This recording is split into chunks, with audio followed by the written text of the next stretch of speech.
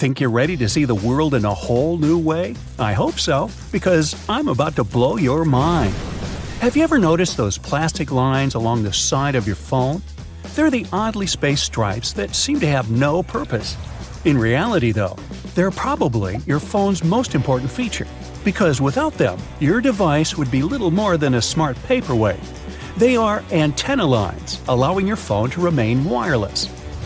Electromagnetic waves carrying phone, Bluetooth, and Wi-Fi signals cannot pass through metal, which makes up most of the phone's outer case. And the glass panel up front also slows those waves down.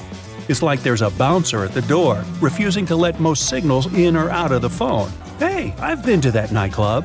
Anyway, that means no phone calls, no text, and no late-night delivery when you have nothing in the fridge except one egg and something that might have once been lasagna. Those little strips of plastic allow the same electromagnetic waves to come and go as they please. This is why you can call a friend, order a ride, or play an online matching game until 3 in the morning. Hey, don't you have to get up early for work? When you do finally stumble out of bed, make sure you're using this next item correctly to avoid a potentially upsetting situation. The zipper, originally patented as the clasp locker in 1851, didn't become widely used until the 1930s. Now they're on everything, from bags to jackets to jeans. And they're not perfect. They get stuck. They pinch the skin. And we all know what happens if the zipper on our pants refuses to stay up. Well, luckily, this can be avoided. Most zippers have a locking mechanism built right in. When the zip is facing down and flat against the teeth, the lock is engaged and the zipper remains closed. If only I had known that back in school. What about those metal rivets most jeans have? They're more than a design choice. They were added to protect areas that experience the most strain, such as pocket corners and the base of the fly. The rivets hold the fabric together, even when it's being stretched and pulled during work. And since we're talking about clothing, have you ever wondered about that tiny fifth pocket at the front of your jeans? Well, first of all, it isn't really a fifth pocket. Originally, jeans were made with 4 pockets, including that little one in front. The fifth pocket is actually the one on the back left, which was only added to jeans in 1901. The little pocket, though, was important a long time ago. Cowboys needed to keep their pocket watches safe while riding out on the range. Yeehaw! That pocket kept the watches protected but also handy. And then people became so used to it that jeans just look weird without one. Another strange holdout from a bygone day is that stitched V on the front of some sweatshirts. What if I told you that those exact stitches hold the whole shirt together? Well, then I would be lying, and I never do that.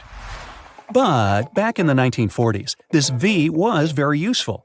First, the V-stitch was initially used to add a patch of stretchy rib fabric to the shirt so that it could fit over our big heads more easily. Secondly, these shirts were specifically designed for sports, so the V included an additional piece of fabric to absorb the sweat that would build up during a game or a workout. As stretchy fabric became readily available and better at handling perspiration, the V lost its traditional value. But, like the tiny jean pocket, it has continued as a decorative feature, a reminder of our big-headed ancestors who apparently only sweated just below the chin. But moving on. One place you won't find many people sweating is the golf course. You will see quite a few fashion disasters, sure, but sweat? Not so much. Golf was invented around the 16th century in Scotland. Back then, the ball was perfectly round and smooth. Over time, the ball would become dented from use, and at some point, golfers discovered that these imperfections actually helped the ball fly farther. Dimples were added on purpose in the 1900s, when it was found out that they reduced the aerodynamic drag that slowed down a smoother ball, and the dimples made the balls easier to control. And no, not all golf balls are created equal. The number of dimples can range from 300 to 500, with one company producing a ball with over 1,000 little dents. Wow, a little overboard, eh? Need a quick, refreshing drink after a round of golf? Juice boxes, created back in 1963, are very convenient. But why do they have these large triangular flaps on top? Their lifted flaps act as hand grips. This stops you from accidentally squeezing a full box and spilling juice all over the place, like onto your favorite t-shirt or the new couch. Now, when you're done golfing, grab your backpack with that leather diamond patch with 2 vertical openings. It's commonly referred to as a lash tab, but I much prefer its other name, pig snout. I mean, it certainly looks like one. You typically find these pig snouts on patch used by hikers and climbers. The diamond is a place to tie any extra gear that they need to carry, like boots, cooking equipment, or sleeping bags. But these lash tabs are also becoming more common on smaller backpacks. They're a nod to the past, but just as useful. Attach your running shoes to one next time you head to the gym, keeping those stinky things away from the rest of your clothes. Now, I'm sure you're a great driver, but for years, you've probably been neglecting an important safety feature right in front of your eyes. That rear view mirror has a small tab located at the bottom center. It's high time you started using it. When this is flipped forward, the mirror is in day mode, providing a strong reflection of everything behind the car. Flipping the tab backward changes the whole situation to night mode. This reduces the brightness of the headlights behind you, resulting in a safer drive. Another cool car tip? If you're borrowing from a friend, using a rental, or have the memory of a houseplant, cars feature a handy indicator to let you know which side the gas tank is on. It's a tiny arrow next to the pump icon that points either left or right. Where the arrow points, that's where the gas tank can be found. And that's one less thing you have to remember. Okay, off to the grocery store. A regular shopping cart has a useful feature you might have been overlooking. Carts usually include loops in the metal frame, often behind the child seat. As you bag your groceries, hang the ones with fragile or squishable items, like eggs or bread, on these loops. Now they're out of harm's way when you toss that giant watermelon into the cart. Later, when you're unloading your groceries, do yourself a favor and grab that box of plastic wrap.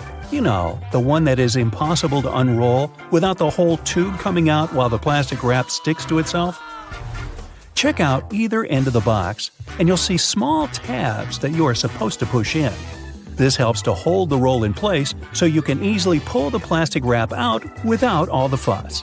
Aluminum foil boxes also have these tabs.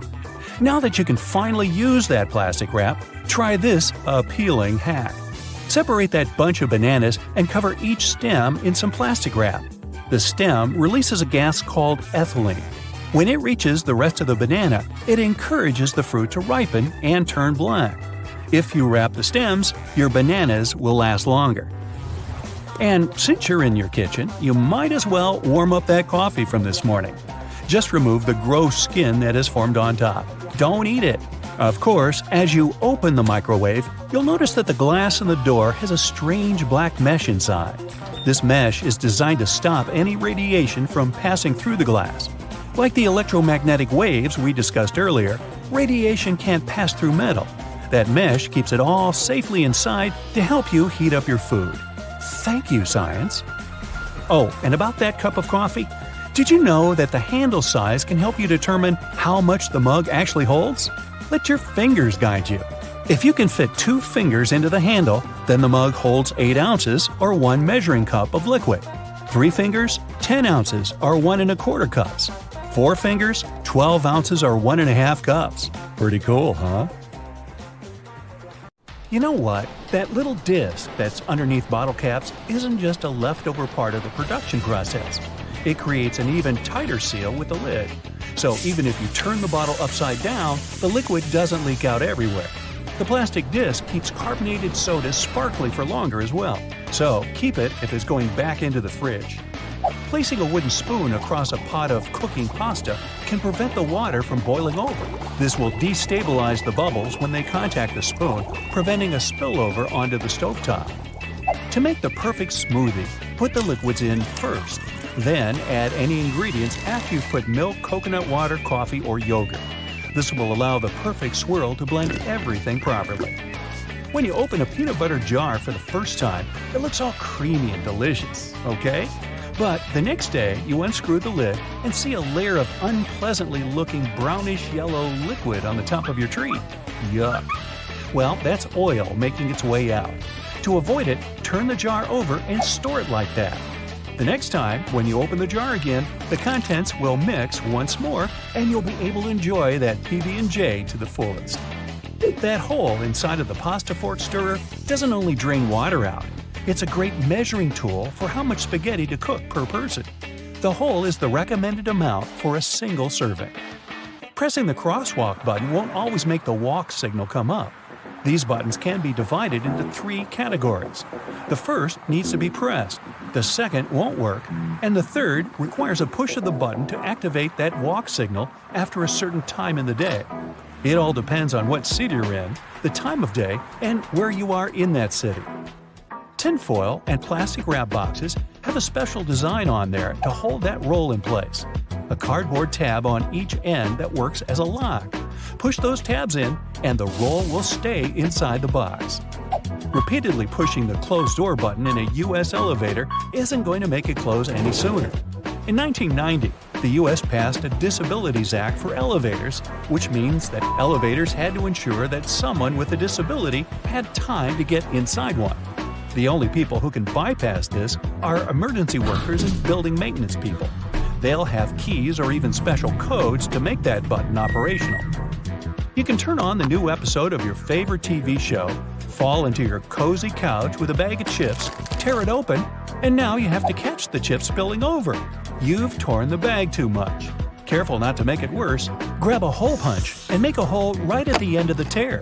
That will stop it from going further thanks to the round shape of the hole.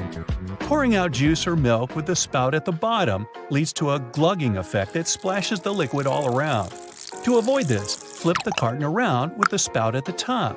This allows better airflow to happen, allowing a more even flow. Same principle works with gas cans that have 2 holes with caps. They aren't there to fill different size equipments. The second hole is meant to be uncapped before you pour your gas to prevent that glugging effect. Getting one Tic Tac out of that tiny container can usually end up as 5. I'm not complaining, but we've been doing it wrong the whole time. There's a hole built into the lid of the container that does more than keeping the lid closed tightly. Flip the container upside down and 1 Tic Tac will be stuck in the lid. Changing the thermostat setting in the vast majority of office buildings won't do a thing. The system controls are kept outside the air ducts, not on the wall. These dummy thermostats are to give the illusion that the AC or heat is changing. The most they'll change is 1 or 2 degrees. That's if they're connected at all. Non-stick pans make cleaning up a breeze after cooking a meal. But what makes a non-stick pan so useful is the coating. However, metal utensils on the pan will increase the chances of scratching or ruining the coating, so it's best to opt for those made of wood or plastic. How many times have you heated your food in the microwave only to stir it on the plate and heat it again, because it's only hot at the edges but ice cold in the center? Well, to forget about it forever, make some room in the center of the plate, spreading the food toward the edges before putting it in the oven. The microwaves heat the food from the walls, so it's only natural that the middle takes the longest to heat up. One more microwave trick while we're at it, you can actually mute it. Look closely at the front panel for a sound button. If there's none, try pressing and holding 1 or 0, stop or cancel. It'll either result in turning off the beeping sounds or activating a lock feature, and now you're on your own. Slow cookers work by trapping the heat inside and gradually cook food over a period of time.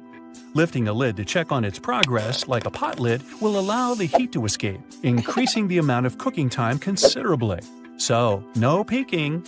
That little pocket on your jeans wasn't designed for loose change or keys. They're originally designed for the pocket watch in the 1890s. Around those pocket areas, there are rivets sticking out as well. They're there to help reinforce the sensitive areas of the jeans that get the most wear and tear. Pre-rinsing your dishes before putting them into the dishwasher might be all for nothing. Most modern dishwashers have sensors inside to sense how dirty your plates are. This allows them to wash the dishes with a controlled amount of water. Scrape any solid food away and stack properly, allowing the dishwasher to do the hard work. Ceiling fans aren't just for hot days. There's a little switch on top that can change the direction of the fan. The summer setting runs counterclockwise to pull the cooler air up, while the winter setting moves clockwise, pushing the warmer air down. Metallic zippers have a hidden lock built in. Next time you've put on a pair of pants, shorts, or skirt, don't leave the zipper handle in an upward position. Push the little zipper tab downwards and it'll automatically lock. Toothpicks have a built-in holder to prevent you from just leaving them on the table. Just break off the top, place that on your table, and your toothpick between the notches. Pointy end up, of course. Now, it won't touch the table and get all dirty. You can do the same with disposable chopsticks. Break off the top piece before you pull them apart. Every can of soda comes with a tab for easy opening of the tasty beverage, and every single one of them has a relatively large hole in the top. While it can make it easier to get your finger under the tab to get to your soda, its intended purpose is a straw holder. Spin the tab over the opening and place your straw through it to secure it in. Those tiny dimples on golf balls actually give a greater lift to the ball and reduce air resistance, meaning the ball can go further with them. These dimples come in spherical and hexagonal shapes, with each slightest change affecting the ball's performance. That is, if you can hit the thing with some degree of confidence and accuracy, which of course doesn't include me. Some pens have caps with holes in their tops. Those are put there as a safety measure. If someone accidentally swallows a cap while chewing on it, they'll still have some space to breathe. When you order a soda to go, it usually comes with a plastic lid. This lid is useful when you're in the car or walking and want to prevent your soda from spilling. But it can also be a great coaster. Just flip the lid upside down and place it under your cup. If you prefer to buy milk in plastic containers, you've probably seen big circles on their sides. These circles absorb the shock if you drop the milk jug on the floor. They also create some extra room for the jug to expand if needed. That's how you can see if the milk's turned bad without tasting it. Thank you. Women's blouses mostly have their buttons on the left, but the majority of people are right-handed, so it definitely makes more sense to put buttons on the same side. But 100 or even more years ago, only rich women had blouses with buttons, and they had maids who dressed them. The buttons on the left were actually on the right for the maids who faced the women they were dressing. Did you ever notice that the toilet paper color is usually white? But this color wasn't always a favorite. In fact, colored toilet papers popped out on the shelves in the 1950s. Homeowners purchased pink, blue, yellow, green, and even black paper because these colors matched the interior. But eventually, many doctors began to associate the dye in colored toilet papers with increased health risks. Also, the dye didn't allow the colored paper to decompose as quickly when it was flushed down, which increased the risk of clogging septic tanks.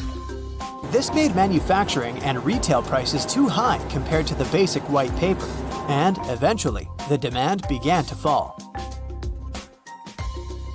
And now, let's take a closer look at these fancy patterns.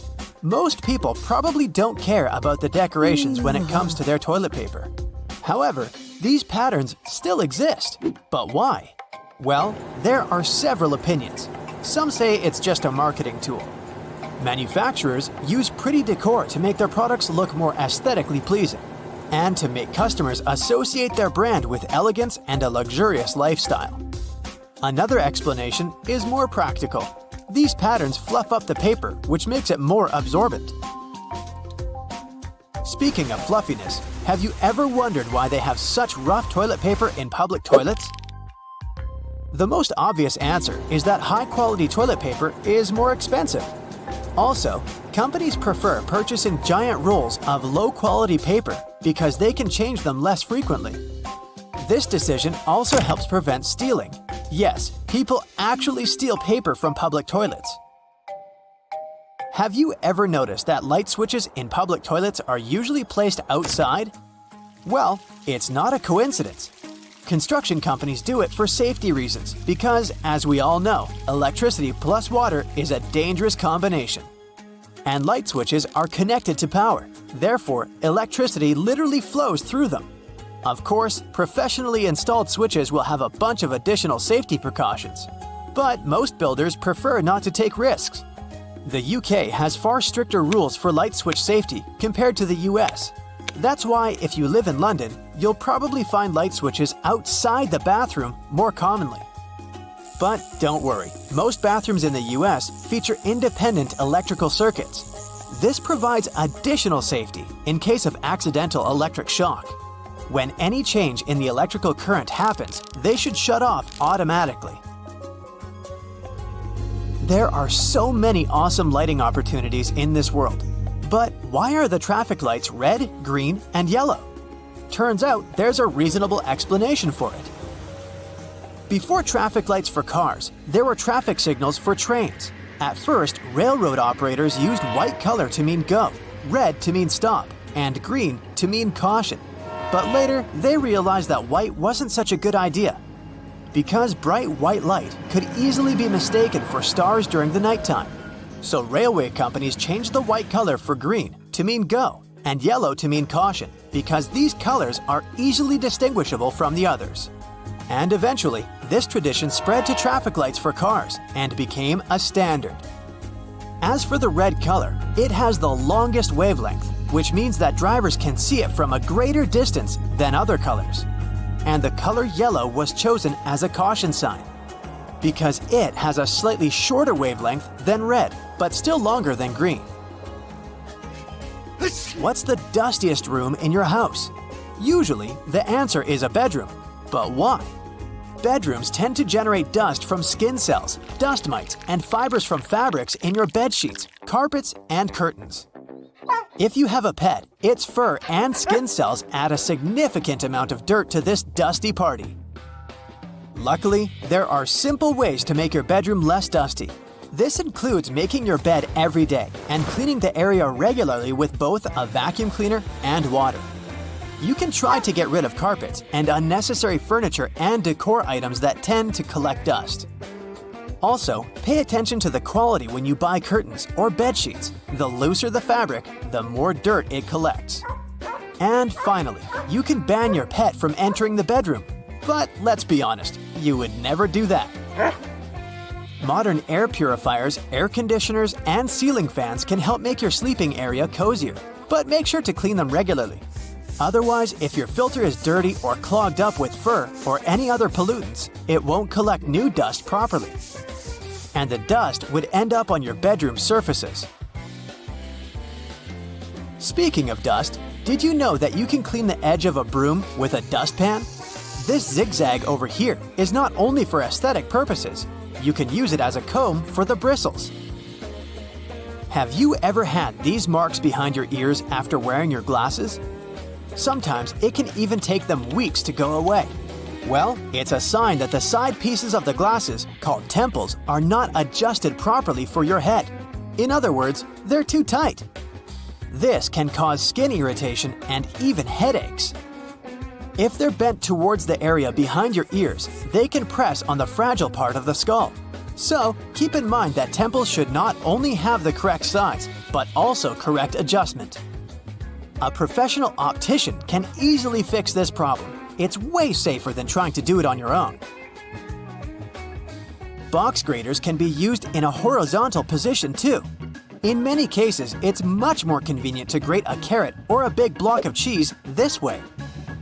If you want to grate a soft product like goat cheese or mozzarella, you can put them in the freezer for about 30 minutes before grating. Also, there's a way to make the cleanup easier and prevent the cheese from sticking. Spray the grater with a small amount of oil before using it. And now, let's take a look at the most unpopular sides of the box grater. Have you ever used them? This side is actually designed for slicing. It's pretty handy if you want to make thin vegetable slices for your salad or pasta. Or slice potato chips. And these tiny punched-out holes are designed for zesting or very finely grating. Graters are pretty useful for the next non-food tip.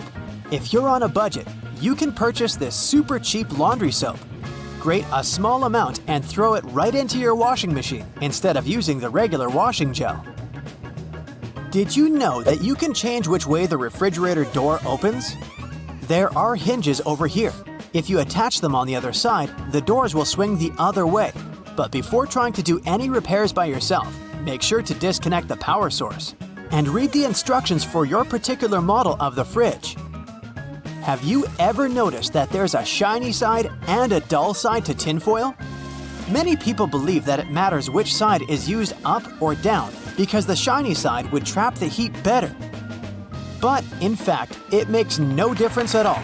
The manufacturing process makes the two sides look slightly different. but they both serve their purpose equally. Tinfoil can be used not only in the kitchen. Here's a little known battery hack. Let's say you're out of AA batteries. No worries, use a smaller AAA battery and a bit of tinfoil. Just insert it on one of the ends. This will work because both AA and AAA batteries carry the same amount of voltage. Did you know that Chinese takeout food containers unfold and turn into plates? All you have to do is just to disassemble it from the two sides, and gravity will do the rest. By the way, the old school name for this type of paperboard container is an oyster pail, because it was originally designed to hold oysters. If you look at it on the street, you'll think a fire hydrant is about 3 feet in height, but the actual size of the device used to provide water supply to firefighters all over the world is twice as large. That is, if you count the rest of the hydrant, which is hiding underground. They're mostly red, and it's not just a matter of urban design. First of all, they need to be of bright, easily noticeable colors so firefighters can spot them fast when they need to. The choice of color depends on how much water the hydrant can hold. It can sometimes vary depending on the location, but here's the breakdown. A red fire hydrant can splash 500 gallons of water per minute, while an orange one at least 1,000 gallons. Green ones mostly process 1,500 gallons of water per minute, and the most plentiful ones colored blue can generally contain over 1,500 gallons. Hey bowling fans, isn't it super annoying when your bowling ball gets cracked? Turns out that most of them get damaged because of incorrect storage or spikes in temperature. Now come on and face it, since it's already cracked a bit, aren't you curious what's actually inside the bowling ball? 'Cause I sure am. Let's have a look. They mostly make the inner core of the ball of powdered metal oxides, like calcium or iron oxide. They mix them with some resin and catalyst to harden the whole mixture. So that light bulb shape you now see inside of the ball is actually its heaviest part. It also influences how your bowling ball rotates when going down the lane. The same goes with spray paint cans. When you shake it, it makes a weird noise. But what is that thing in there? It's called a pea, and it's meant to hold the paint mixture in place and maintain its shape. They generally make it out of plastic, metal, or ceramic. It basically acts as a whisk to make sure your paint is well mixed together before you apply it to your surface of choice. Ever wondered how soda bottles keep that refreshing fizz for that long? Well, they have a little plastic ring fastened to the lid. They place it there to keep the gas from escaping and making the soda go flat, even if you shake it around in your bag the whole day. Speaking of things we use on a hot summer's day, wait, don't put your baseball cap on just yet. Take a look at it for a minute, and you'll notice there's a small button on the very top. Is it functional, or is it just there for the sake of design? Way back when people started using fabrics to cover their heads, some say the button was actually functional. Since it's on top of the cap where the fabric panels come together, the top button helps keep the cap crown in one single piece.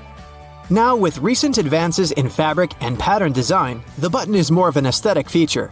It's used to cover up the joint point of the fabric panels.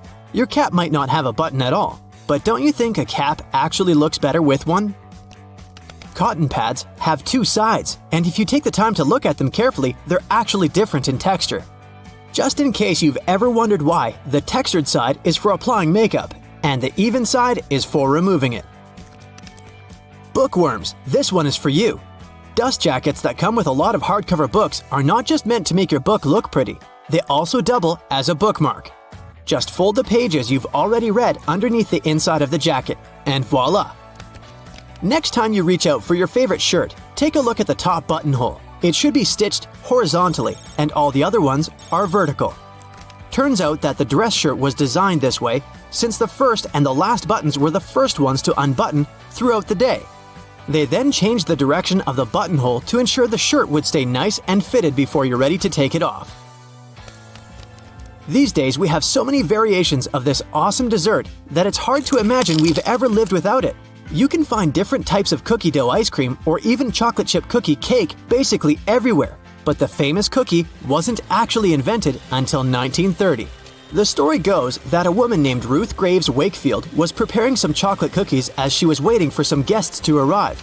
She soon figured out she was out of baker's chocolate, a crucial ingredient for the classic cookies. To fix things up, she chopped up a block of semi-sweet chocolate, thinking it would eventually spread out evenly throughout the batter, given the heat of the oven. Things didn't necessarily go as planned. But hey, it's great they didn't, because this is how she invented this modern dessert we now can't get enough of. And speaking of popular snacks, the potato chip is even younger than the chocolate chip cookie. Well, at least historically. There are many stories trying to explain how it was invented. One of them goes like this. A chef named George Crumb, based in New York, put the chips together in 1953. He decided to try a different cooking solution when one of his customers didn't have nice things to say about his French fries. He said they were too thick and kind of mushy. Then, Crumb came up with potatoes that were thinly sliced and fried until brown. People absolutely loved the dish, and they welcomed the first ever batch of chips with open arms. Ice cream, anyone? If the story is true, back in 1904 at the St. Louis World's Fair, one ice cream shop owner ran out of cups to serve his dish. So, he fashioned a waffle into the shape of a cone, and the rest was history. Okay, I'll admit it, chewing gum-like treats have been around since the ancient Greeks. So this one isn't particularly a revolutionary discovery, but the actual gum we buy today wasn't there until the late 1800s. An American inventor named Thomas Adams wanted to mix together different chemicals to create rubber. He tried and failed, for that matter, to play with chicle for his experiment, but ended up fashioning this neat treat. They still use chicle to this day to produce most chewing gums. Back in the 1800s, there lived a man named Jean-Baptiste Joly, who worked in the fabric industry as a textile maker. How he came up with this next invention that we use a lot these days has less to do with him and more to do with his maid.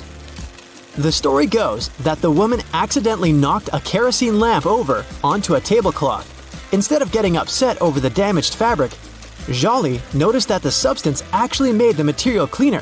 Figured it out yet? Yep, that's how the idea for the very first dry cleaner popped up. A very neat accident, if I do say so myself. Now this one I loved. Did you know matchsticks were initially called friction lights?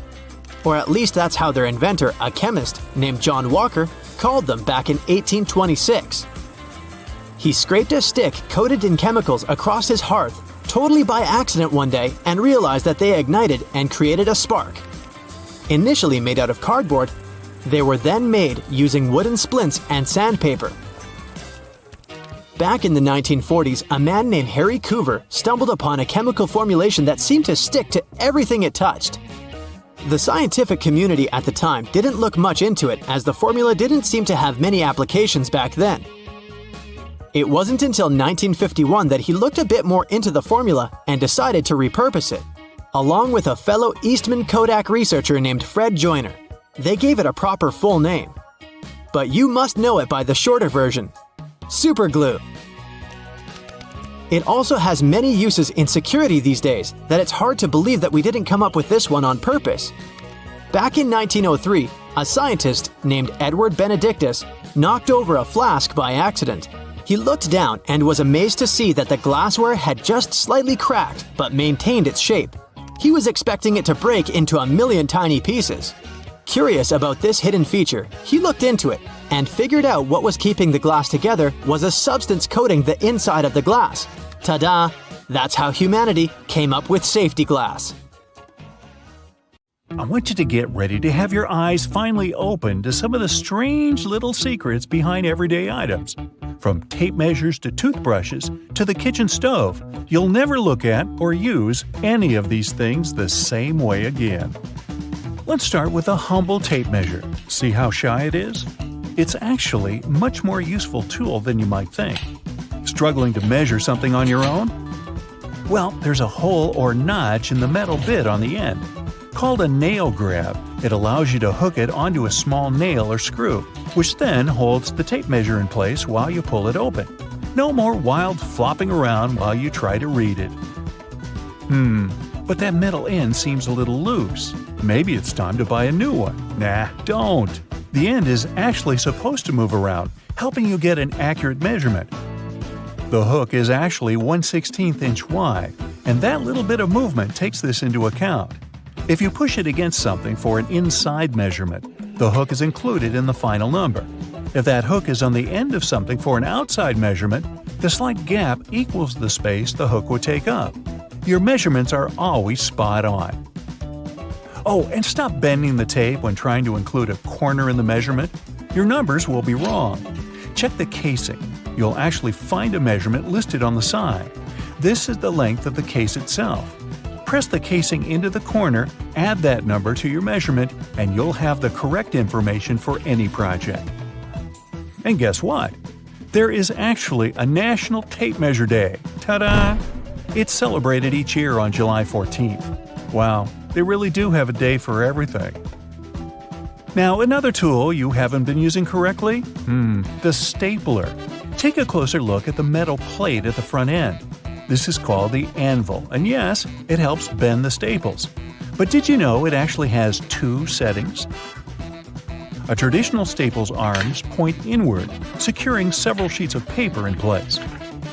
But you can turn the anvil around to the pinning setting so that the arms of the staple will point outward. These staples are designed to be temporary, like pins used in sewing, and are much easier to remove. Do you have a padlock for your bike, or a locker at school, or your shed to keep your neighbor from borrowing things without asking? Then you may have noticed a small hole at the bottom, near the place where you put the key. The main purpose for this hole is to help drain water that might get inside. If the water isn't removed, it can damage the mechanism when freezing or by causing it to rust. If you do find your lock is stuck, though, it can be very frustrating. Don't panic. Add a bit of oil through this hole to help lubricate the mechanism inside, and it should soon start working again. Let's see what interesting things we can find in your closet. Nah, I'm not snooping. Well, maybe a little. Ooh, your coat is a good place to start. Some have a weird little half belt at the back. It doesn't wrap around to help keep the coat closed, so why is it there? Called a martingale, today it's little more than a style choice by designers, but it once served a very useful purpose. Some men's coats were made with additional material. The belt held that extra fabric in place. When the belt was undone, the jacket would open up wider and become a useful blanket. Very handy for when people were traveling and didn't have room to carry extra sleeping gear. Often, when you buy a new jacket or a fancy piece of clothing, it will come with a little bag that includes a few extra buttons and a little square of the fabric the garment was made with. The buttons are extras in case you lose one. That swatch of fabric, however, has several uses. Many people believe it can be used for patching small holes, but it also allows you to test your cleaning products on it. This way, you don't ruin your item the first time you toss it into the washing machine. It's better for that little swatch to turn a horrendous pink than your beautiful new coat. Bonus tip: carry that swatch with you when you go shopping. It'll help when you're looking for a matching outfit. I mentioned buttons just a minute ago. Have you ever wondered why buttons on women's shirts are on the left, but on men's they're on the right? Well, there was a time when the side the buttons were on would indicate your social status. If you were a commoner, you would be dressing yourself, and these buttons would be on the right, easier for a right-handed person to do up. If you were wealthy and male, you would still probably be dressing on your own. But if you were a wealthy woman, you often had a chambermaid helping you put on clothing. Especially during times like the Renaissance and the Victorian era, where women's clothing would be quite elaborate, with everything from petticoats to corsets and bustles to consider. The buttons were on the left so the maid could use her right hand to secure them more easily. In time, it simply became part of mass-produced fashion, the reason long forgotten. And what about those boots and shoes? There is a loop on the back of some, but it's not there so that you can just hang them up. When you're putting your boots on, pull on the loop. It'll help your foot slip right in. Now those boots are really made for walking. Another thing you may not know is why there's a pom-pom on your beanie or toque. They were used by French sailors as extra padding, so they wouldn't hit their heads during rough weather on the naturally low ceilings when below deck. Of course, the pom-pom itself goes way back in time. There are even depictions of Vikings wearing them on their headgear. Using a form of knitting or crochet, They would add the pom-pom as a way to cover the exposed seams on the top of the hat. Okay, what can we find in the washroom? First, let's look at your trusty toothbrush. It's likely to have blue bristles on it. As you brush your teeth, hopefully twice a day, the color will begin to fade. When the blue is almost gone, it's time for a new brush. Oh, and you should be brushing your tongue to remove bacteria and food particles. In fact, if your toothbrush has ridges along the top of the head, this is a built-in tongue scraper. And then there are those annoying tubes of medicated cream. What, you got a rash? Not my business. Have you ever struggled to remove that silver metallic seal beneath the lid? That tube was designed to make this easy. Look more closely at the top of that cap. It has a spike right in the middle. Use this to pierce through the protective foil. Just unscrew the cap, flip it over, and push it down. Okay, let's head into the kitchen for a few more surprises. First, the oven. It has a stovetop for cooking soup and stir-fry, an actual oven part for making those amazing cupcakes, and the bottom drawer to store cookie sheets and pie plates, right? Not so fast. That bottom drawer might be more useful than you think. Many electric stoves are designed to use this as a warming drawer. You can keep food warm while waiting for other parts of your meal to finish cooking. That means no more apologizing for those cold mashed potatoes. Hey, I never apologize. If you have a gas range, though, you may actually have a broiler down there. Just check the drawer for a built-in rack that holds a broiler pan. And did you know you can also use it for grilling steak or burgers on a cold, rainy day? Ooh, barbecue flavor without braving the outdoors. Now, you might have a few pots and pans with a hole at the end of the handle. One reason? Many people actually hang their pots on hooks to keep them out of the way when not being used. The other use? These holes can hold the utensil you're cooking with. If you're mixing pasta sauce with a wooden spoon, place the spoon into the handle. It is still handy, and any sauce on the spoon will drip back into the pot and not on the stove. And here's a time saver. Don't peel your garlic before putting it through the garlic press. The press is designed to push out the clove and keep the skin inside. This tip alone is a game changer. Wow, who knew a short video could dramatically change your life? Hey, it's a whole new me! Now, how many functioning razor blades have you thrown out because they got oxidated and rusty? Ew. And how much usable toilet paper have you wasted because you didn't know any better? Luckily, that can change if you follow some simple tips. Now, let's say you've just arrived back from the grocery store. The bags are full of fresh produce and refrigerated items. If you're a Type A person, you probably look at your empty fridge and start throwing your groceries inside without any type of organizational system. Now, if you were a Type B, maybe you stop for a moment to assess the situation and try to figure out the best way to distribute your food. No matter which scenario you fit into, I bet you've been storing some essential day-to-day items in a very wrong way. Take eggs. We're used to them coming beautifully placed in their little carton packages, ready to be picked one by one and transferred to the egg compartment located on the fridge's door. But have you ever stopped to wonder whether that is really the best place to store your eggs after all? Turns out it's not the ideal place for them. The refrigerator door is one of the warmest parts of a fridge, as it is being constantly opened and closed, compromising the egg's overall quality. According to food safety experts, there is such a thing as the correct order to store food inside the fridge. Refrigeration plays a large role in keeping your food safe. The first rule of keeping food fresh is to always check the temperature in the places where you store it. The temperature inside kitchen cabinets should be between 50 degrees Fahrenheit and 70 degrees.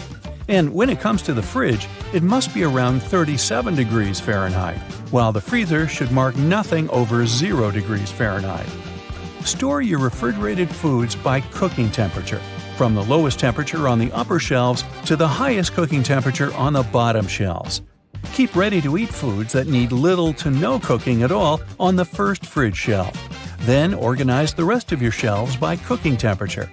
In this scenario, eggs would go on the third or fourth shelf, as they cook between 145 and 155 degrees Fahrenheit. Now bread. If you're a carb eater, you've certainly lost multiple packages of bread before. They are notoriously known for their super-fast expiring dates and the colonies of mold that appear from what seems to be thin air and force us to throw away otherwise good slices of bread. Well, here's some good news. There is a way to keep your loaf of bread fresh for weeks and even months. And contrary to eggs and milk, the fridge is not the way to go for that to happen.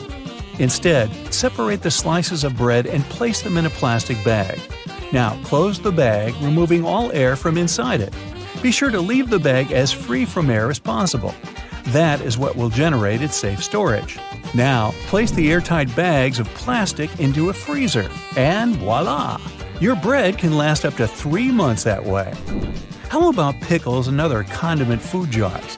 In order to make them last longer, store them upside down, as that will prevent mold growth. And yes, you can keep these ones on your fridge's door. There's no problem with that. Before we leave the kitchen, try this out. Whenever you buy a new nonstick saucepan, season it before actually cooking anything on it. First, you'll need oil.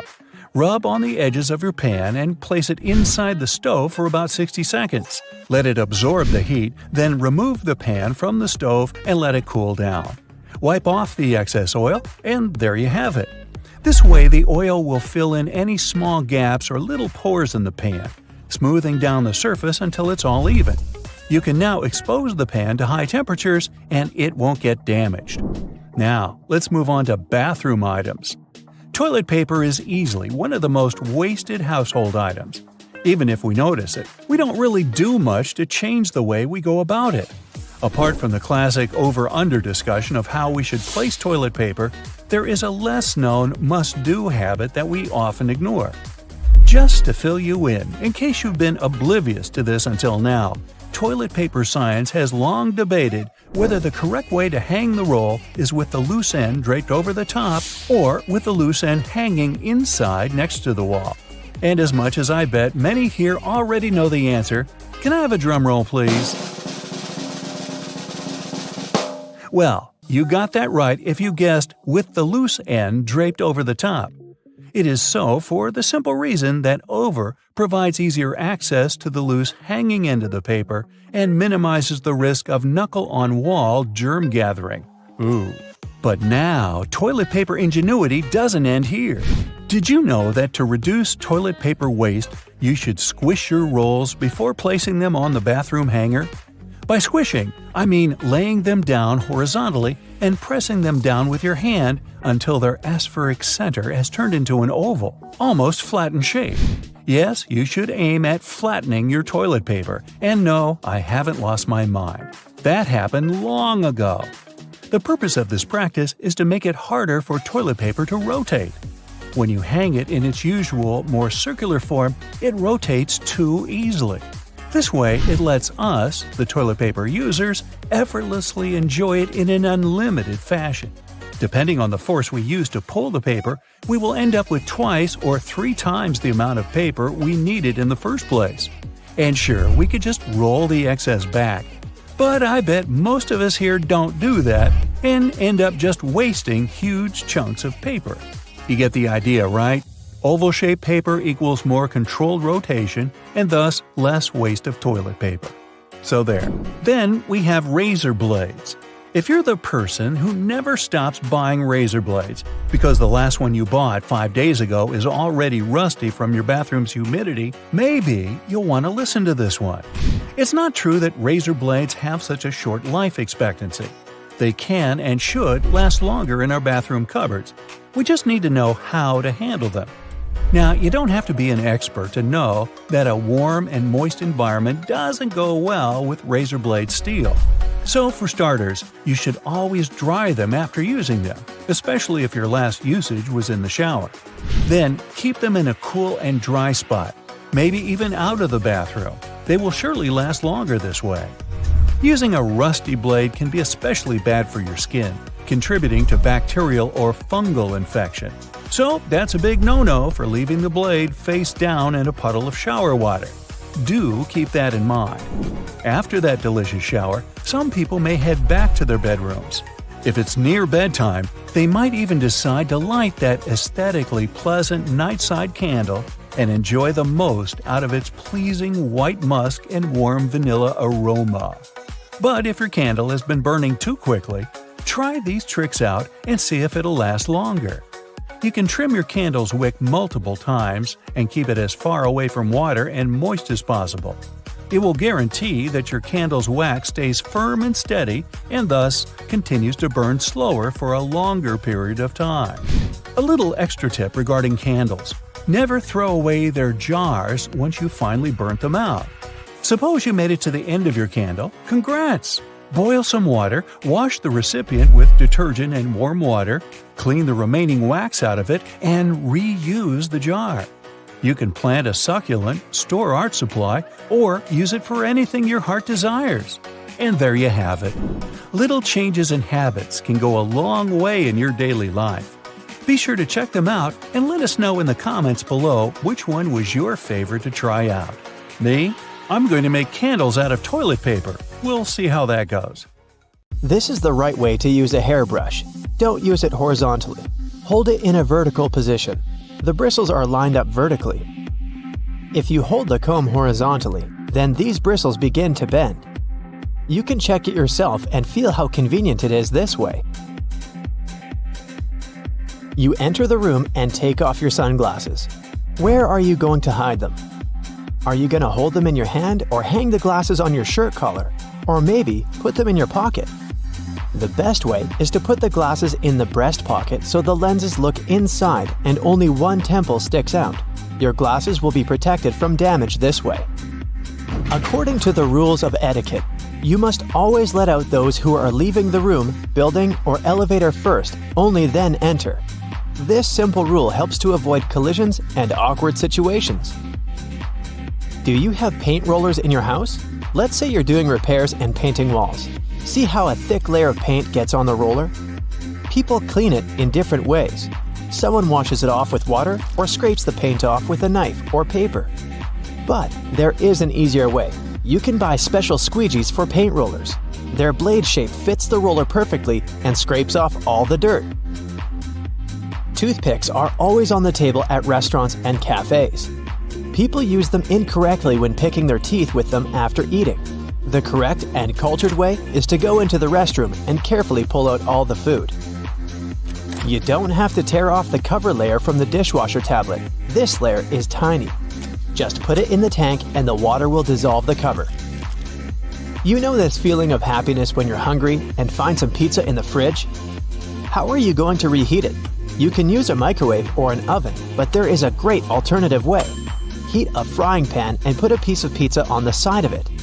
Add a little water to the opposite side. Then, cover the pan with a lid or foil. Be careful here. After a couple of minutes, take it out and taste the pizza. It's perfect, right? Don't brush your teeth with an electric toothbrush using fast movements. This device should move back and forth smoothly. These shoulder straps with buttons on your jacket have a purpose. They were invented to keep your backpack straps tightly on your shoulders, preventing them from slipping off. Try it yourself. Unhook the straps, put on the backpack, and attach them back. Keep the box with the hole up when you're pouring juice or milk out of it. Then, there'll be less splashing. Always put the toilet lid down before flushing it.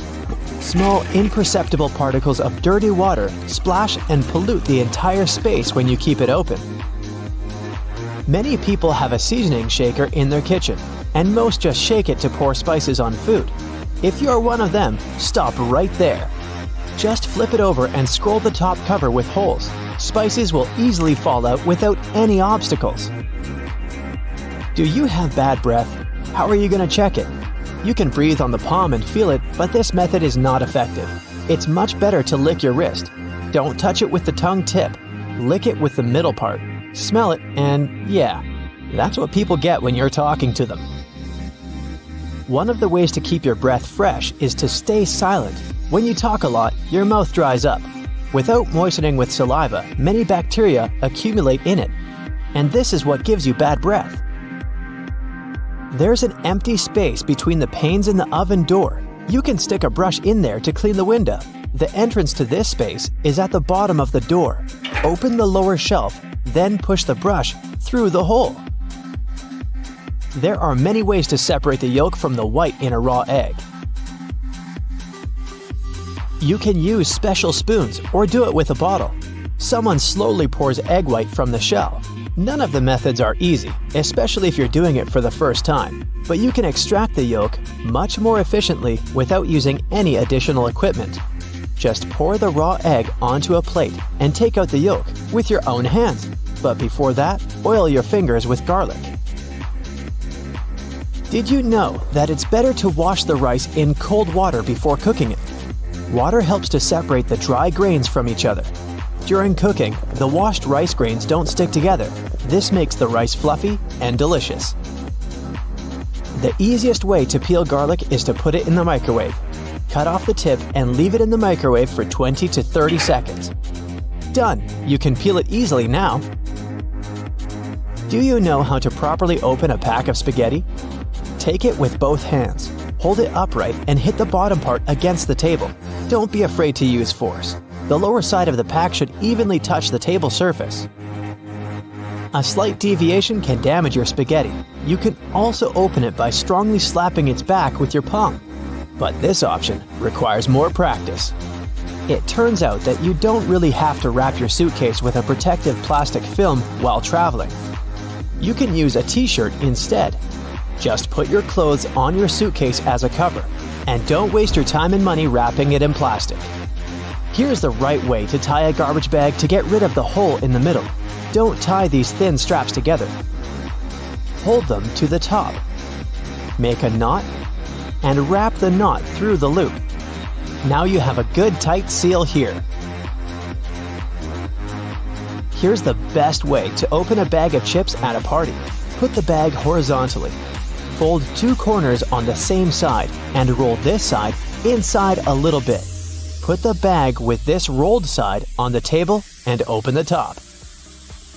Your ceiling fan has two modes of operation, the winter and the summer one. You need to find the switch to change between them. Switch it up to activate the winter mode, and the fan will pull the air up. Turn on the summer mode, and the fan will push the air down to cool the room. If you're afraid of losing your luggage at the airport, here's a great way to avoid it. You need to take a picture of your suitcase in advance to show it to the airport staff later. You can also buy a special GPS tracker and put it in your bag. It can work for 6 days. You can use your phone to locate your luggage wherever it is. The extra space under your oven is not only for keeping your frying pans and pots. You can put dishes with food in there. The oven heat will keep the food warm. It's helpful if you're waiting for guests and they're late. Don't tuck the bathrobe belt behind the back. Pull it out and thread it through loops on the side of your stomach. After that, tie the belt as you like. The robe will fit tightly to the body. You get a hot pack of popcorn out of the microwave and feel that small unpopped grains are in there. You can get rid of them before you open the box. See that tiny hole in the top? Shake it over a plate and all the grains will fall through it. Have you ever found pieces of fabric coming with new clothes? They're not patches. These are the first test subjects before cleaning. You can put this piece in the washing machine and see what will happen to it. If everything's okay, you can safely wash your clothes. Here's an easy way to peel an orange. Just cut off its top and bottom and make an incision down to the middle. Now unroll the fruit. You can open cardboard containers with Chinese food by expanding paper walls and using them as a plate. This way, you'll get more space and cool down your food faster. So grab your phone. Good, now turn it around. You see that little dot between the camera and the flash? That's a tiny microphone. Bet that's something you didn't know. What's it doing there? Well, when you're on a phone call, this little guy is busy at work reducing the amount of background noise other people hear when you talk. That's right, if it wasn't for this, calls wouldn't be as nearly as crisp as they are now. You're lost in the woods and you're rushing to get back to camp. You suddenly remember you've got something that can help. You grab one of your chest straps from your backpack and whistle on it. Yup, that's right. A lot of bags have this feature in them, especially the ones made for the outdoors. It isn't long before you hear the call of one of your friends and you follow them back to the warm campfire, saved by this cool bit of design. If you're a curious person, you might have wondered what that little pocket in your jeans is doing there. You know, the one that's inside the bigger pocket? People often use it to store coins and bills, but it's not meant for that. It's actually designed to store your pocket watch safely. Maybe that's where the name pocket watch comes from? You finally arrive home after a long day's work. You understandably don't feel like cooking, so you sit on the couch and watch a bit of TV and order some takeout. How about Chinese? Perfect. There's the doorbell. That has to be your food. It smells delicious.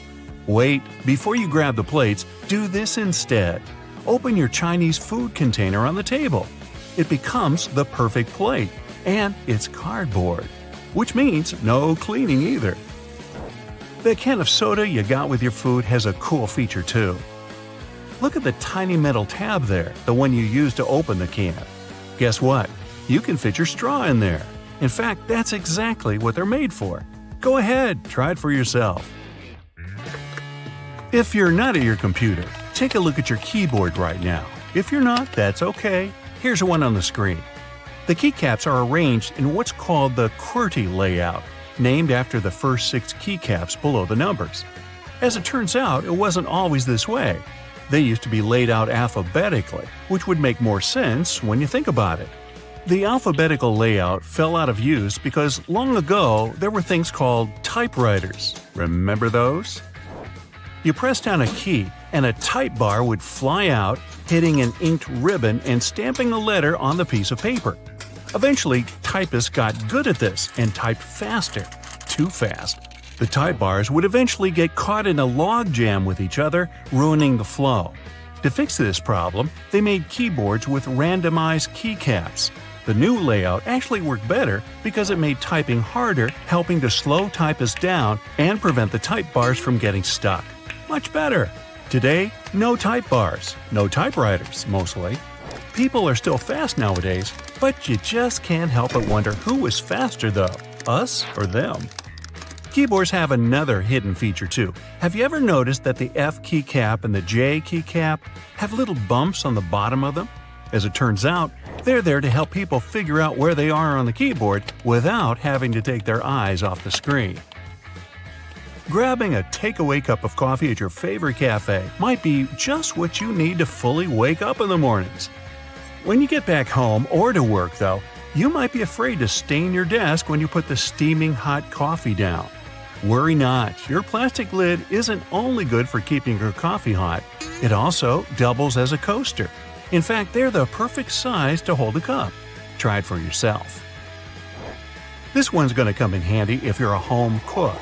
If you're like me, you might have a bit of trouble deciding how much pasta you need for just one serving. Well, if you've got a pasta scoop, grab that. Most people don't know what the little hole in the middle is for and assume it's supposed to help with water drainage or something. It turns out that it helps you measure out a perfect serving. Just see how much dry spaghetti you can fit in the hole and use that as one portion. Out at the store buying coat hangers, you might notice that the plastic ones feel cheaper than the wooden ones. There's a good reason for this. Wooden hangers are made out of cedar wood. The big difference between the two is that the wooden ones repel bugs and moths. They're stronger and last longer too, perfect for things that might stay in your closet for a long time. When you brush your teeth, you might have noticed that your toothbrush has blue bristles. They're not just there for show. In fact, they're there to tell you when it might be time to switch toothbrushes. These bristles lose their strength and color when the brush has been worn down, letting you know that it's time to get rid of it. Microwaves often look a bit like mini TVs, especially ones where you can clearly see the black film around them. This is actually a really important feature that's used to keep the radiation from slipping away. They're called Faraday cages, if you want to get technical. This is why you can stand next to a microwave without melting into a puddle. That's not to say you should stand in front of the microwave and watch your food heat up, but at least you know you won't grow an extra ear or something. Okay, not really. Some ovens have a drawer under them. It's tempting to use this to store random junk you don't use often, but there's a better use for it. Instead, this should be used to help keep the food that's waiting to be served hot. You can take it out of the oven and store it right in this drawer, keeping your oven free for you to carry on cooking. Now, you're on a plane looking around trying to pass the time before takeoff. When you examine the window, you notice it has a little, very tiny hole on its bottom. Don't worry, it's not broken. It's there to relieve the pressure that builds up over time as the plane goes up and down. It also lets the air flow through it. Now, raise your hand if you've ever ridden on an escalator and scrubbed your shoes on its bristles. Hey, I'm guilty of doing that, maybe more than I should. It's not there to clean your shoes, though. It's an important safety measure.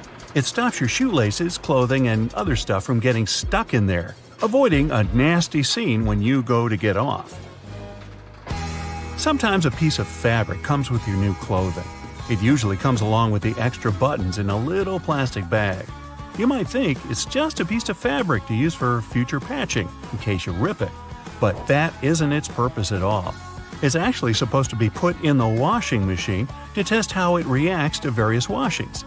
Now, you don't have to worry about shrinking your new expensive coat because you know how it'll react to the wash. Bubbles! Who doesn't love bubbles? Most people have fond memories with bubble blowers as a kid. But as adults, the closest thing we can get to recapturing that feeling is with bubble baths. After a hard day at work, there's nothing better than dipping into a nice warm bubble bath. Right, guys? And the bubbles do more than just clean you. If they're high-quality bubbles, they'll serve as a heat insulator. So they make sure that your bath stays warm for longer. Boxes of chocolate sometimes have these mysterious holes in them. When I'm eating a box, or two, I usually ignore them and take out the chocolate by pressing the bottom of the plastic. But it turns out that I've been doing it wrong the whole time. If you press one of the holes, the chocolate comes right out. I'm certainly going to start doing this from now on. Here's another one from the kitchen. The handle on a pot will often have a hole in it. Most people use this to hang them on a nail on the wall as an easy storage method. The hole has another use too. When you're cooking, you can use this handle to hold your wooden spoon or whatever else you might be cooking with. This makes sure you don't make a mess when you put it down. Glass bottles usually come with a cap in them. Well, duh. Otherwise, the liquid would just spill. In this cap, there's a plastic liner that seemingly has no purpose, right? Wrong. It's a seal. No, not a seal. A seal. It's the kind that helps keep your drink fizzy. Just the refreshment I needed. A lot of doorknobs are made out of brass, and it's not by chance. They're made out of this specific material because it's bacteria's worst enemy. That's right, it destroys them. Perfect for those who want to keep a clean house and avoid germs. Hey, you want a fish? Whether it's something as simple as a button on your jeans or something that's part of a larger moving mechanism, here are 26 secrets to everyday things you probably didn't know about. You use doorknobs every day, so it's right to be concerned about how many germs could be on them.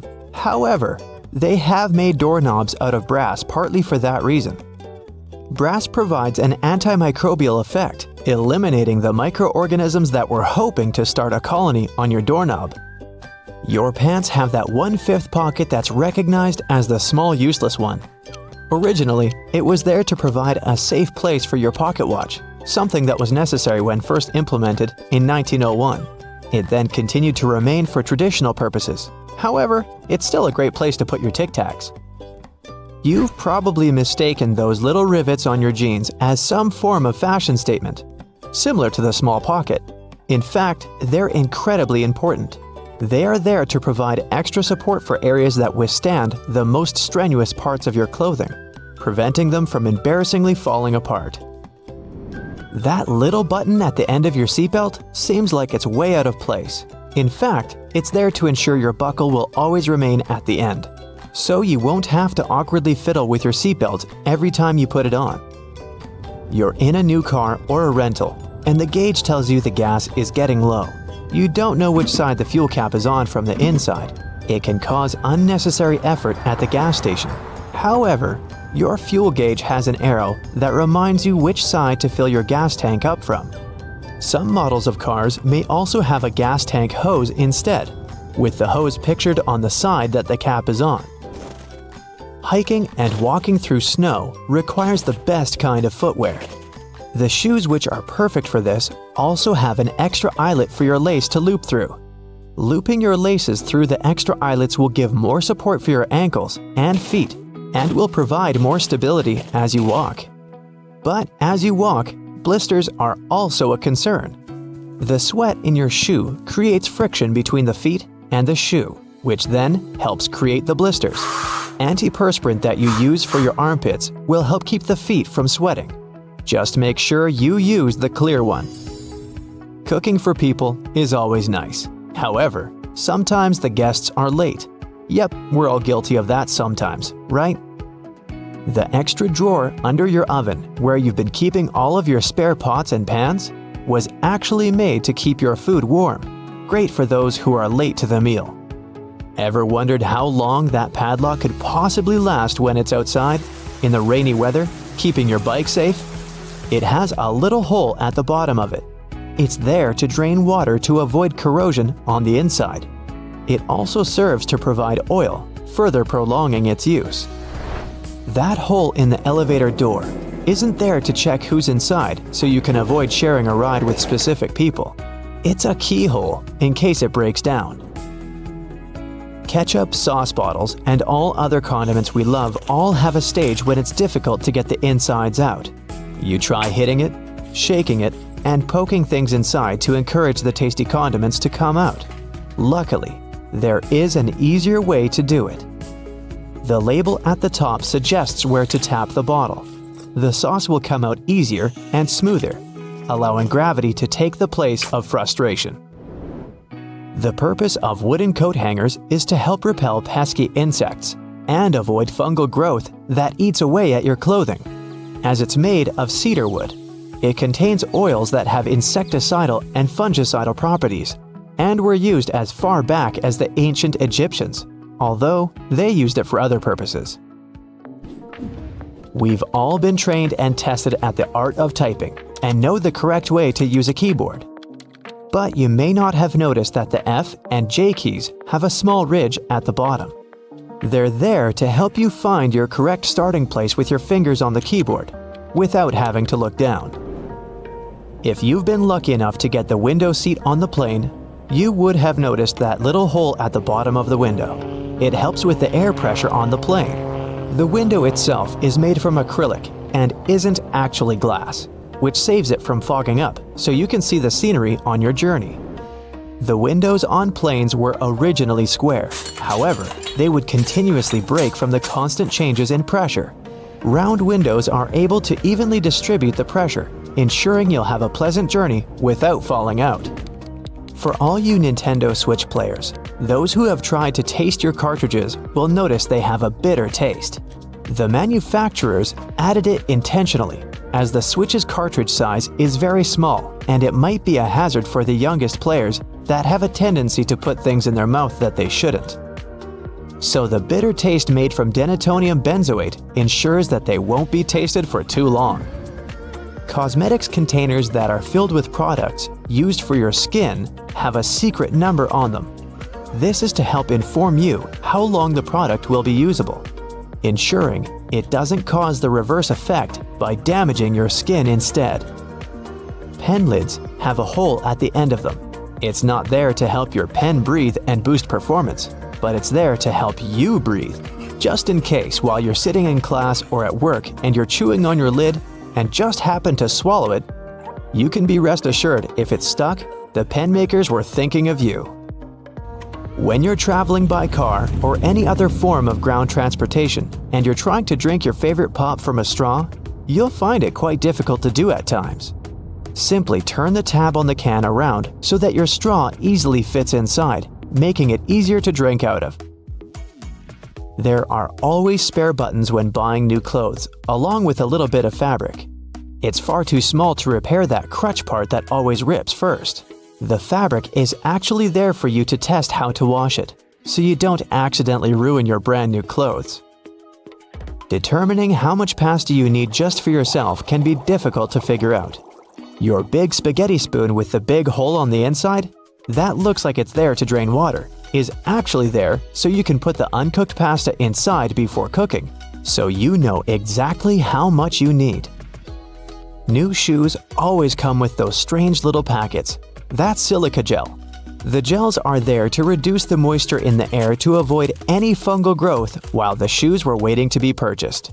There's a lot of chemistry involved to get you that silica, and it's very effective, capable of absorbing 50% of the humidity. So make sure you don't throw it away. Next time you need to dry out your electrical devices, it's a lot easier than using rice. It's difficult enough to see at night whilst driving, but it's even worse when the driver behind you shines their high beams. Your rearview mirror has a tab at the bottom. When you press it, it changes the angle. One is for day driving, the other, well, for nighttime. It'll help in case that one person driving behind you has forgotten to turn off their high beams. Although your screwdriver is ergonomically made for your hand, sometimes you have that one screw that's too hard to loosen up. The handle is also shaped so you can easily fit inside of a ring spanner or wrench, allowing you to apply more force, ensuring that you can remove that troublesome screw. The skirt part on an escalator seems like a good spot to get your foot stuck, but in reality, those long brushes poking out aren't there to give you an extra shine on your shoes, but for safety precautions, to minimize the risk of trapping objects between the steps and the side of the escalator. The cylinder on the end of a cable is sitting there, useless as it might seem. In fact, this is a ferrite bead that assists with many electrical wires to reduce electromagnetic interference. Electrical wires act like unintentional antennas, broadcasting the EMI. There's a reason why the spinning wheel inside their microwave is circular. A circular object will evenly distribute the heat as opposed to a rectangular and square one. When you place containers of these shapes inside, the energy is focused on the corners rather than spread evenly like in a round container.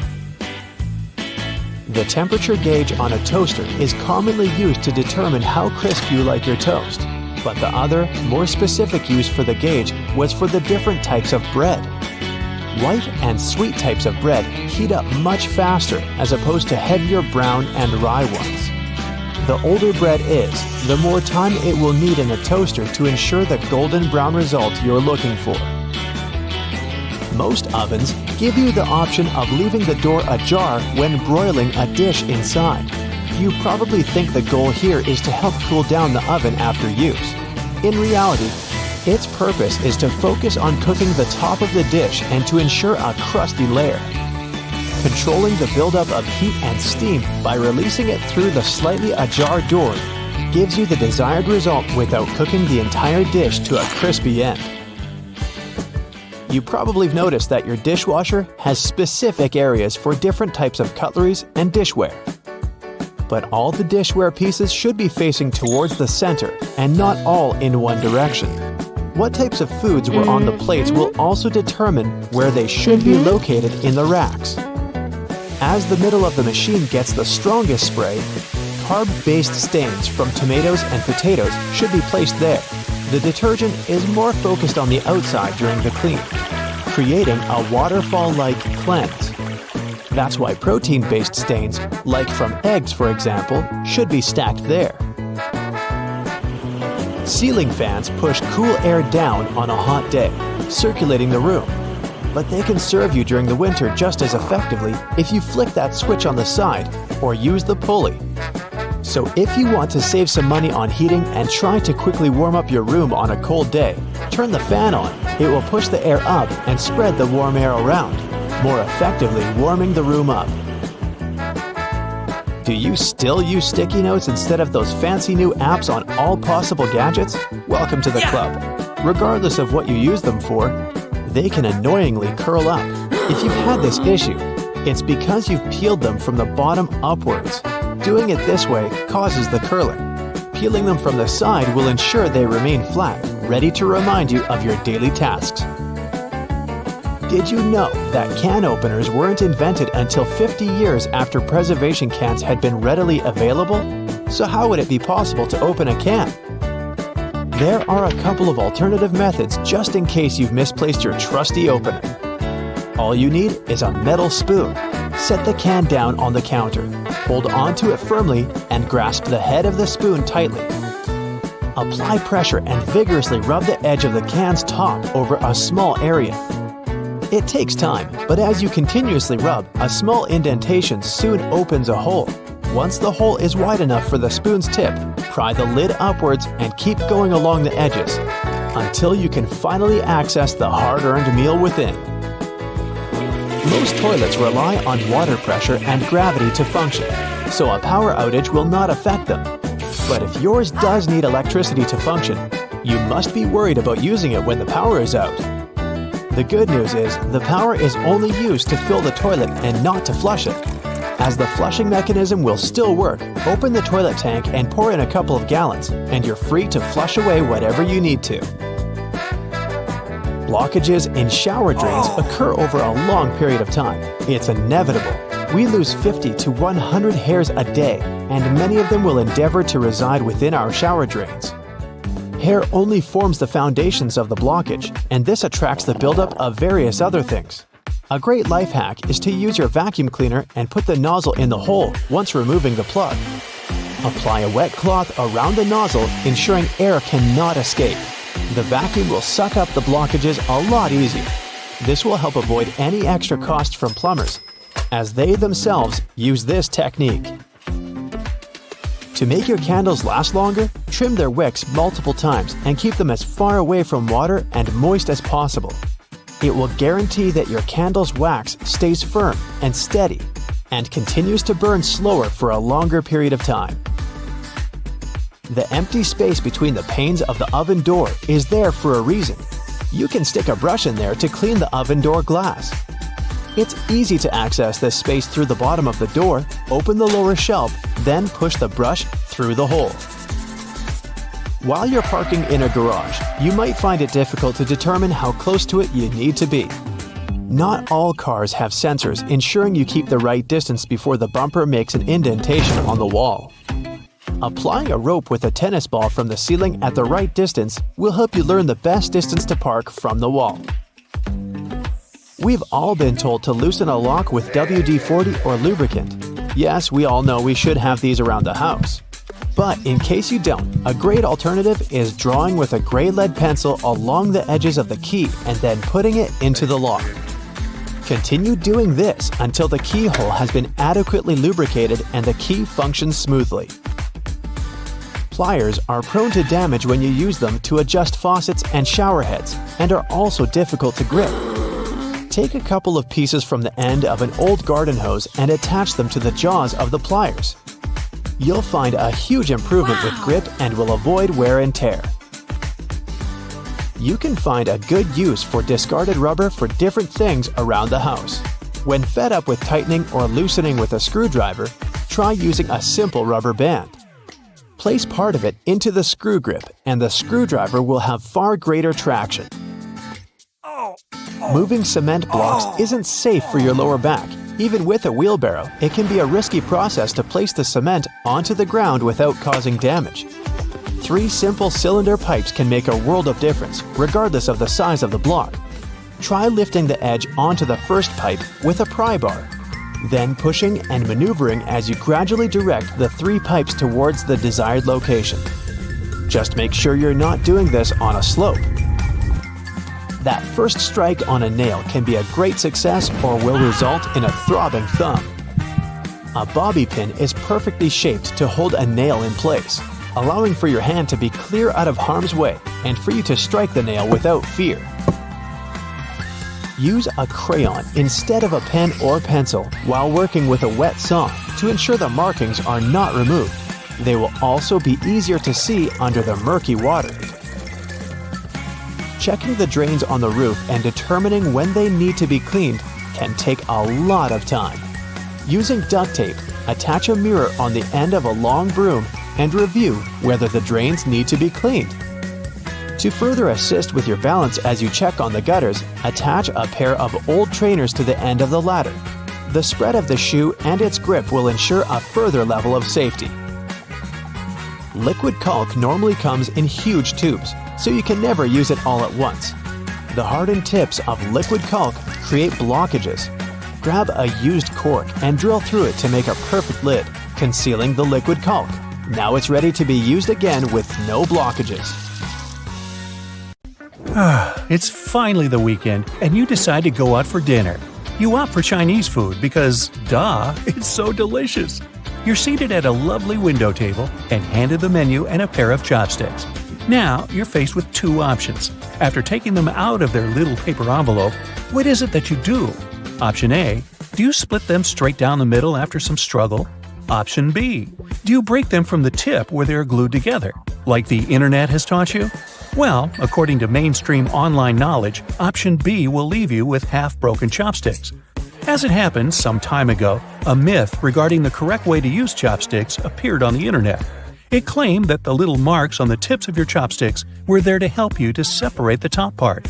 After that, you could turn this piece into a pillow to rest your chopsticks on during the meal. Well, as it turns out, having something to put your chopsticks on is very important. But breaking the top end of a wooden chopstick is not how it's supposed to go. So, once again, you arrive at the restaurant, make your order, and your waiter hands you a pair of wooden chopsticks. This time, you follow option A, breaking the chopsticks in two. And if you really want something to put your chopsticks on, just ask the waiter. They most likely have what you need. Me? I'm the daredevil type, so I just put them on my plate. Now that this is covered, you might spend the rest of the night trying to figure out how to hold the chopsticks correctly. The Chinese have been using chopsticks since 1200 BCE. I was using a fork back then. They started out using them as cooking utensils, but it wasn't until 400 CE that they started using them at the table for eating. This custom spread around, and at one point, the Japanese created disposable bamboo chopsticks that we use today. 40% of the world's population use their hands to eat, 30% use knives and forks, and the remaining 30% use chopsticks. Most chopsticks users are from the East and Southeast Asia, with China, Korea, and Japan leading the race. And just in case you're wondering, yes, there is more than one type of chopsticks in the world. For example, chopsticks in China are the thickest and longest of them all. They're often made from bamboo or melamine and have thick and flat tips. The material is slippery and smooth, which makes holding them even more difficult. Now, say you're having dinner with native chopstick users. Here's what you should do. Plan where you'll rest your chopsticks between bites. You don't want to make a mess, right? So don't put them on the table. You'll get sauce all over the place. Definitely don't place them upright in your rice bowl. I'm not even going to start on how impolite that looks. The best solution would be to ask for a chopstick pillow or a holder and put it next to your plate. But if that's not an option, you can lean the tips of your chopsticks on the rim of your plate or bowl. Also, pay attention to what your chopsticks are pointing at once you put them down. It shouldn't be the people you're dining with. That can be interpreted as disrespectful in certain cultures. Now, here's how you're supposed to hold your chopsticks. Here's your hand, and a pair of chopsticks. Try holding them like you would normally hold a pen or pencil. Take a mental picture of what it looks like. Now, never do this again. Try doing this. The thumb over the chopstick, under the chopstick, the tip of your finger. Got it? You have to place your thumb and index finger on the top stick, your middle finger serving as both support for the upper chopstick and as a holder for the bottom one, together with your ring finger. It might sound difficult, but it's really not. Just make sure to get some practice. And remember, if your finger starts sliding down the chopsticks, hold them as close to the top end as possible. This way, you can open your chopsticks wider. If you're almost a pro at handling chopsticks, you can use them while cooking. Just don't use metal ones, though. They are good heat conductors and will also most likely scratch the bottom of your pan. There are other types of chopsticks you can use. They are very good in case you decide to cook tempura or fritters that you need to keep turning from one side to the other. And last but not least, never wash your chopsticks in the washing machine. Just don't. They'll probably end up clogging the machine. Wash them by hand, the way previous generations did. Now, moving on to other things you might have been doing wrong. Hey, I don't mean to criticize. I'm just going to point out a few improvement opportunities on things you might have been doing badly, like microwaving leftover food. How many times have you taken your food out of the microwave only to discover it's still cold in the middle? That's because microwaves heat the food closer to the sides of the plate first. Often the heat doesn't have enough time to reach the middle of your, let's say, delicious spaghetti bolognese. It's more effective to spread your food closer to the sides, leaving some empty space in the middle. There you have it, warm food without much effort. And since we've been talking about food, let's talk chicken wings. Most of us take one, scorching hot, with both hands and take a big bite. But there's an easier way to eat it. Grab the wing by the two little bones, twist them, and slowly pull the bones out. Don't worry, the chicken won't feel it. You'll get a meaty, bone-free chicken wing. After all this eating, make sure you brush your teeth. But make sure you're doing it right. Choose a soft or medium bristle toothbrush. It won't harm your gums.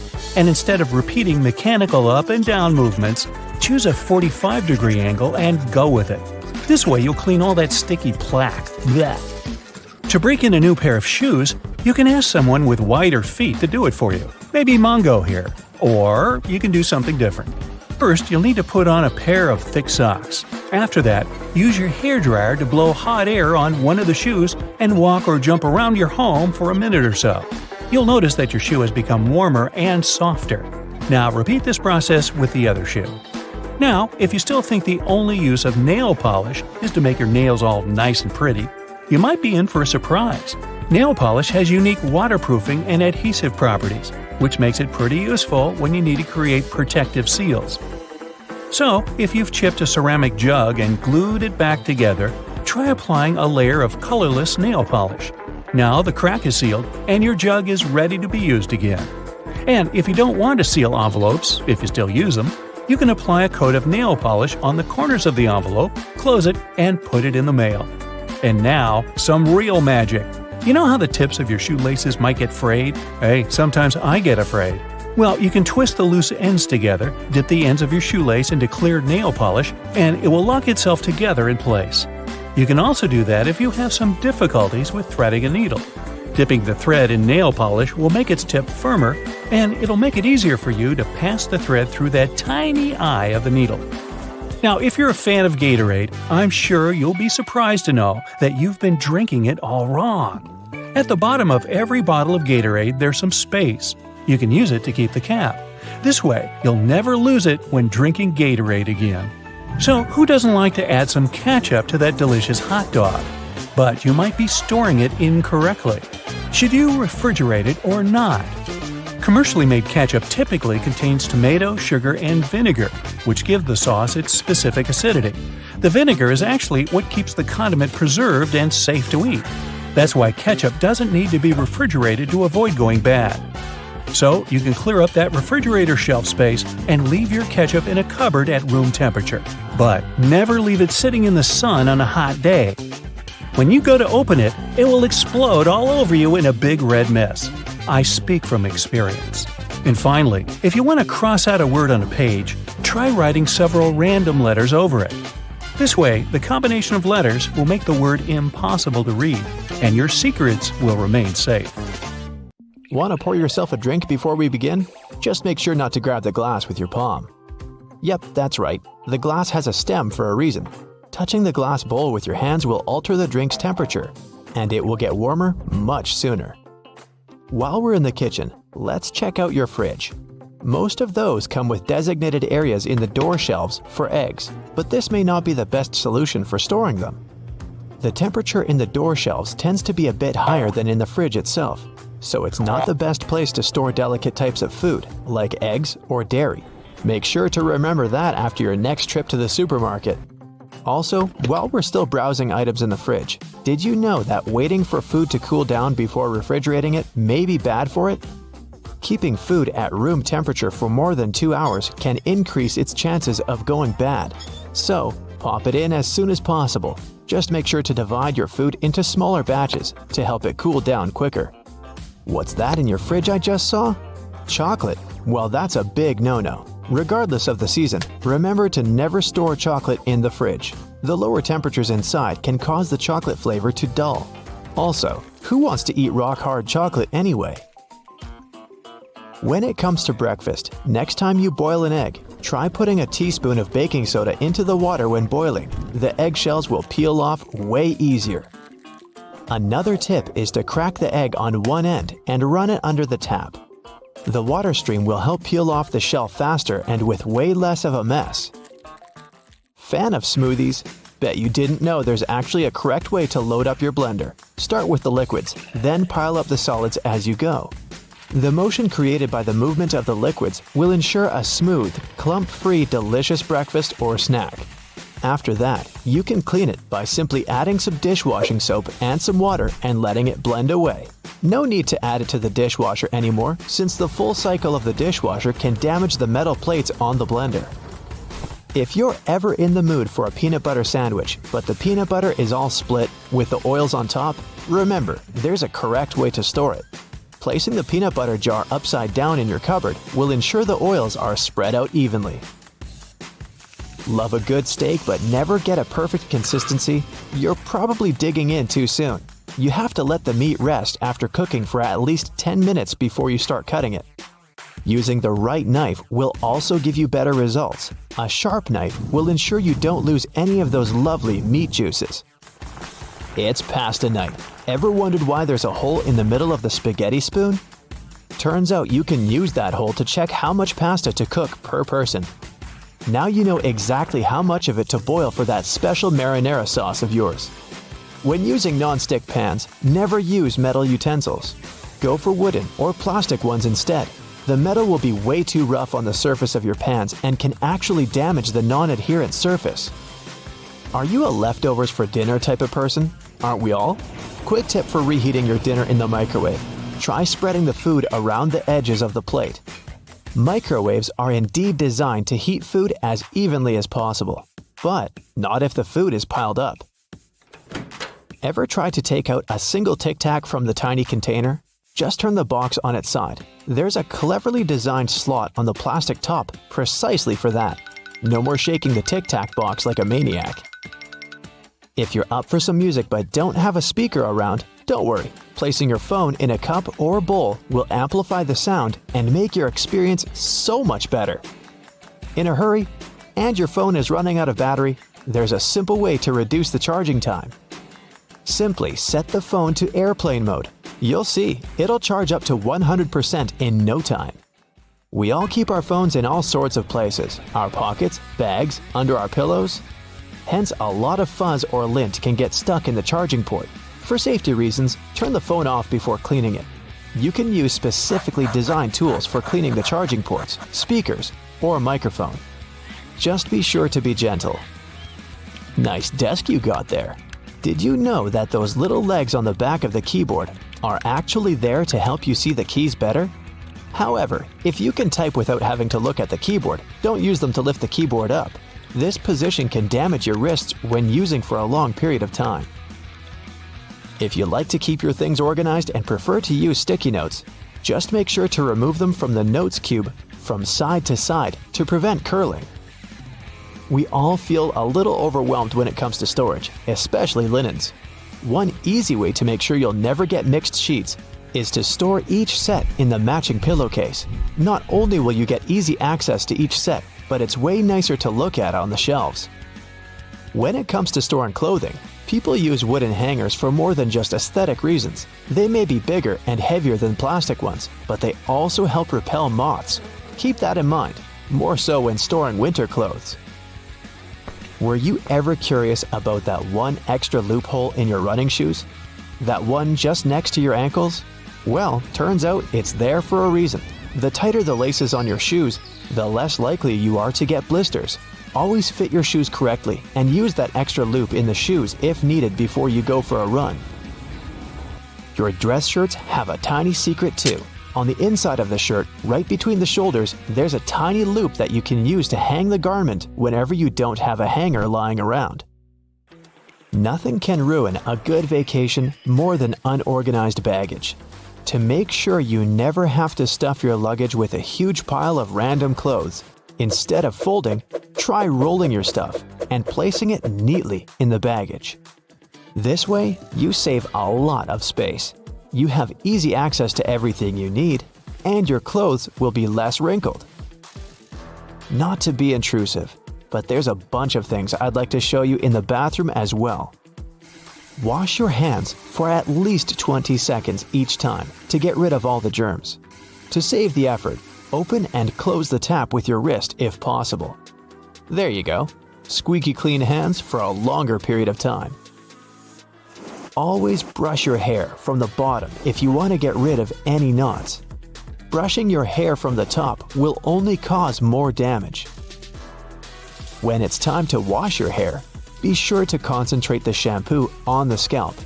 Be careful though, never to apply the shampoo directly to your head.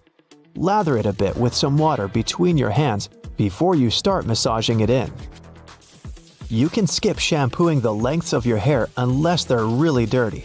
The foam that goes down from your scalp is sufficient to clean that portion. Take good care of your loofah as well. Leaving it in a moist, warm shower can increase its chances of gathering all sorts of nasty bacteria. Either throw it in with your laundry once a week, or let it soak in a solution with diluted bleach. We're sure you always moisturize after your shower, but there's a correct way to do that too. Don't add too much cream on your face, and make sure to tap, not rub it in. Your skin will thank you for it. You don't have to be a dentist to know how important flossing is. Next time, try tying your floss in a knot. With the added tension and grip, your teeth will be cleaner in no time.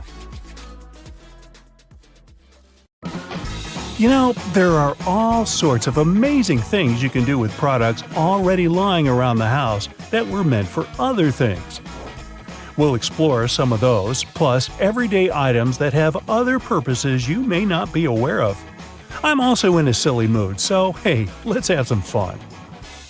Many pairs of kitchen scissors today have a serrated opening where the handles and blades meet.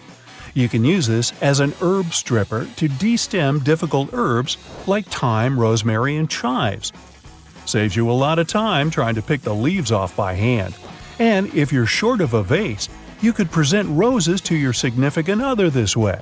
Just be careful when you're pointing the sharp end. The metal tab on soda cans can be flipped around. You can slip a straw in place so you don't have to hold it up to your mouth. This stay-on tab replaced the pull ring tab created in the early 60s. You remember those, don't you? Those could be quite sharp and easily discarded where they could be a menace for others. Now, you can pop your straw straight into one. Also means you can produce some bubbles and make a mess. Sometimes when you purchase an article of clothing, you receive a plastic baggie with an extra button and a swash of fabric. While the fabric is clearly used to patch holes, it can also be used to test the effects of various cleaners on certain surfaces. It's handy too to test wash cycles before using them to wash the whole garment. And if you want to clean your nose with it, that suggestion never came from me. You can use a screwdriver for leverage if you're having trouble lifting or moving something. Some also have a hexagonal shape handle that fits inside a wrench or spanner. You can use it to improve torque and, again, for leverage. A little easier on your hands. Some of us aren't that strong, or maybe that's just me. Rubber bands are great for many things, but if you have a bottle that's hard to open, you can wrap the band around it for a better grip. Escalators have those fluffy black brushes for a similar reason that some have yellow lines on their steps, to try and deter people from getting too close to dangerous places. People don't always take notice, and sometimes clothing can drape close to a point where the step meets the edge or skirt. The brush is a little barrier to help prevent this from happening. They can also catch bits of fluff and prevent other small things from falling down into the gaps. Your average pair of jeans has several features that are both functional and somewhat sentimental. The metal rivets around the pockets help secure the stress points. This ensures they last a bit longer than average, though not all jeans have them. Many still have a tiny pocket directly above the main pocket. This was originally meant to hold a pocket watch. Even though pocket watches are mostly a thing of the past, many people still use this space to store coins, rings, or even a portable USB. Now, this may seem a little obvious, but if you've ever wondered what all the notches are in a car tire, it's for traction on the road. However, there are also a good indicator if your tire is getting too worn down. If those notches aren't so deep anymore and are almost flush with the road, it's time to replace them.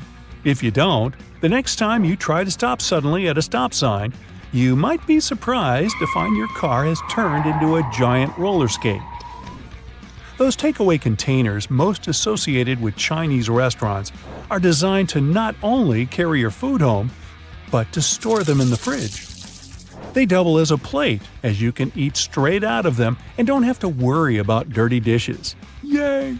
They were actually patented way back in 1894 to transport freshly shucked oysters and were known as oyster pails.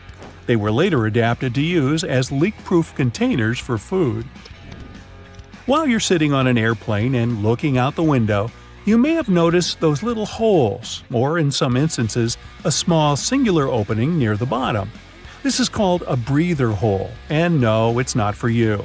It's designed to equalize the difference in air pressure which builds up between the pressurized cabin and the atmosphere outside, especially during high altitudes. It also releases moisture from between the panes to avoid frost from forming on the windows and obstructing that all-important view. Sorry, but it looks like you won't be drawing a smiley face on it anytime soon. This was first introduced way back in 1956 by a company in Japan. Pretty cool, huh? They got their inspiration from snap-off rows on chocolate bars. Just don't get the two mixed up. One doesn't taste good. When it comes to measuring tape, almost every reel has an empty slot in the metallic end. This is called a nail grab, so you can attach it to a nail or screw. A handy trick to do measurements without requiring someone else to hold it in place. Ooh, very nifty. Bobby pins have grooves on one side to hold your hair in place better. Crazy notion, huh? The straight side goes face up, while the grooves go down against your head. They're called bobby pins because of the bobbed hairstyle, which was popular in the 1920s, though the pins were invented in the 19th century. The look is gone, but the pins remain. Please take them out before you wash your hair, as they don't look great stuck to your fingers. If you've been in a car or a bus and noticed the textured black dots baked into the black edges, you've probably worked out that it's not there for its pretty looks. It's called frit, a ceramic paint. Its main purpose is to protect the window from ultraviolet rays. It also creates a rough surface for the adhesive to cling to. Now, if you see a pink lump of adhesive in the corner, please do not touch it. It's actually someone's old bubble gum.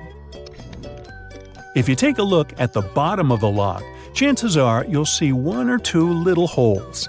This is to let water out from the inside that may have been trapped due to rain. This mini draining capability prevents the inner working from rusting over or freezing in place if the weather's very cold. If, in another situation, the lock becomes stuck, you can ease an oil-based product inside to lubricate the lock and get it working again. If you've lost the key and want to ease your frustrations, you can yell into the holes. It won't do anything to unlock it, but it may help you feel a little better. Some dress shirts have a fabric loop on the back. You guessed it, it's used for hanging the shirt up. The loops were reportedly first used in the Navy, as it was easy to simply hang them on the wall. During the 1960s in colleges, the fashion of the day was to wear the shirt buttoned all the way to the top, which made them difficult to hang. So designers began putting the loop on the back. If the student removed the loop, it signified that they were going steady in a relationship. Unless your friend ripped one off for a prank. Now everyone's asking whom you're with. There's a little more to this story, but we haven't got time to hang around. And yes, that's a bad pun. On purpose. It's what I do. Ever wondered why coins have those little ridges along the edge? It's a leftover from earlier times when they were worth more. Counterfeiters could easily file the edges off to sell as gold or silver coins to make some profit. The ridges were created so it was much easier to tell which of the coins had been altered. It's not needed today, but the coins still have that altered style. If you ever get really bored, you could try counting how many ridges there are. Actually, that is a very boring idea. Forget that and watch another Brightside video instead. Various types of cheese have holes for a reason. For example, Swiss cheese is made with special bacteria that produce carbon dioxide. As the CO2 is emitted, it blows like bubblegum, leaving tiny craters, also known as cheese eyes. Then the cheese is cooled down, but the holes stay in place. Over 40 billion Oreos are made every single year. It's the world's most popular manufactured cookie. The geometric design stamped onto these cookies has the Nabisco logo, the symbol of European quality, surrounding the word Oreo. William Tournier created the chocolate cookie design we see today back in 1952. If you use reusable bottles, you probably know that sometimes they smell. Even if you only use it for regular water, it still smells. But it's not the water that smells, it's the microorganisms in it. If you drink water from a bottle, the particles of your saliva and sweat stay in there. Those bacteria start to build up in the bottle, causing the smell. So, if you choose reusable bottles, make sure to wash them every day to prevent those bacteria from building up. After washing, let it dry completely before using it again. Not only are the jeans blue, but the police officers' uniforms as well. The first official police officers appeared in the 19th century in London. They were given a blue uniform to contrast with the red and white uniform that military workers had already been wearing. 2 decades afterward, the police force was adopted in the USA, and they followed the patterns. The uniform is still blue nowadays because it proved to be a good color. It's not that visible in dark hours, and police officers can observe things and people staying unnoticed. Also, stains aren't that visible on dark material. And, well, everyone knows that police officers wear blue and they're recognized it. So, why change that? Baby carrots are tiny, and unlike regular carrots, wet, not unlike baby humans. Baby carrots aren't some special sort of carrot. They're actually made of regular carrots by cutting off the skin and outer layers and then polishing them to look that pretty. The problem is they can't retain moisture. A regular carrot retains some water inside because of the layers that lock it in. Once they're chopped out, baby carrots can dry out easily. So they usually sell them in bags with some water inside. Jeans have metal rivets, and they're there from the very beginning. Jacob Davis, the man who made the first pair of jeans, added copper rivets to spots where pants are more likely to rip, flies and pockets, to make them stronger. Today, they have more of a decorative purpose, since they are distinctive and traditional for jeans. Another special thing about jeans is those tiny pockets they have that seemingly serve no purpose. Well, maybe it's true now, but years ago, when many cowboys were wearing jeans, the pocket was made specifically to keep a pocket watch there. Also, back then, a pair of jeans had just 4 pockets. That tiny pocket, the watch pocket, 2 big pockets in front, and just 1 pocket in the back.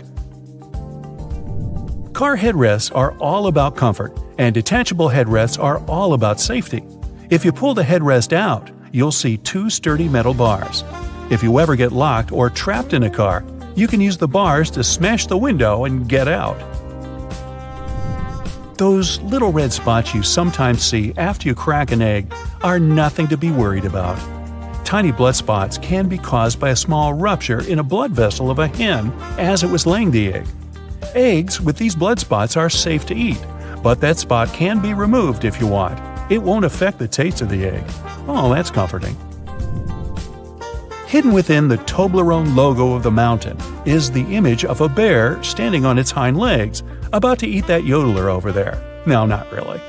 This is because bears are a big part of Bern, one of the biggest cities in Switzerland, where the founder created the triangular chocolate treat. Toblerone is also a play on the founder's family name Tobler and the Italian word Torrone for honey and almond nougat. The space below a cup of noodles is there to protect the noodles during transport. This technique is called a middle suspension. Not only are they protected better in their styrofoam cup, but it also helps those noodles soften more evenly and quickly. Even though you might have noticed that the hole on the barrel of ballpoint pens has no purpose, it does. It's called a venting system, which helps the ink flow more smoothly. This way, an even amount of air pressure is created inside and outside the pen, allowing the ink to flow into the point easily. It's not an accident that soy sauce bottles have two spouts. The sauce is liquid, and it flows out of the bottle pretty quickly once you turn it over. Most Asian food lovers will admit they've spilled it at least once in a lifetime. That's why nowadays, restaurants prefer serving soy sauce in special bottles that have two spouts. This design allows you to control when and how much sauce will come out. Just put your finger on one spout while you pour the sauce through another. If you press your finger tightly to the spout, the sauce will stop flowing, and if you remove your finger, it will flow again. And please do not remove your finger in a restaurant. It will freak everybody out. You've probably noticed that train and bus seats are covered in fabrics with weird patterns. Any idea why? They use these patterns to cover any germs and stains on the seat. Oh boy. The brighter the color and the more patterned it is, the harder it will be for a passenger to notice any stains and get grossed out. Also, the patterns are usually so ugly that no one even wants to look at them for long enough to spot any stains. So yeah, the pattern is there to make you look away, and if you look, to make it less noticeable. No bus will ever have plain white seats, that's a guarantee. The middle tab on soda cans can be flipped around. You can slip a straw in place so you don't have to hold it up your mouth. This stay-on tab replaced the pull-ring tab created in the early 60s. You remember those, don't you? Those could be quite sharp and easily discarded where they could be a menace for others. Now you can pop your straw straight into one. Also means you can produce some bubbles and make a mess like a 3-year-old. Sometimes, when you purchase an article of clothing, you receive a plastic baggie with an extra button and a swatch of fabric. While the fabric is clearly used to patch holes, it can also be used to test the effects of various cleaners on certain surfaces. It's handy, too, to test wash cycles before using them to wash the whole garment. Escalators have those fluffy black brushes for a similar reason that some have yellow lines on their steps, to try and deter people from getting too close to dangerous places. People don't always take notice, and sometimes clothing can drape close to the point where the step meets the edge or skirt. The brush is a little barrier to help prevent this from happening. They can also catch bits of fluff and prevent other small things from falling down into the gaps. Those takeaway containers most associated with Chinese restaurants are designed to not only carry your food home, but to store it in the fridge.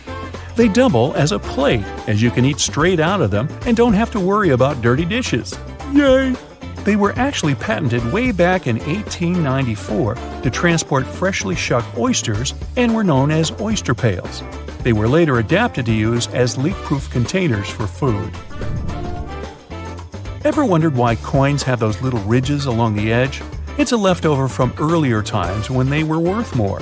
Counterfeiters could easily file the edges off to sell as gold or silver coins to make some profit.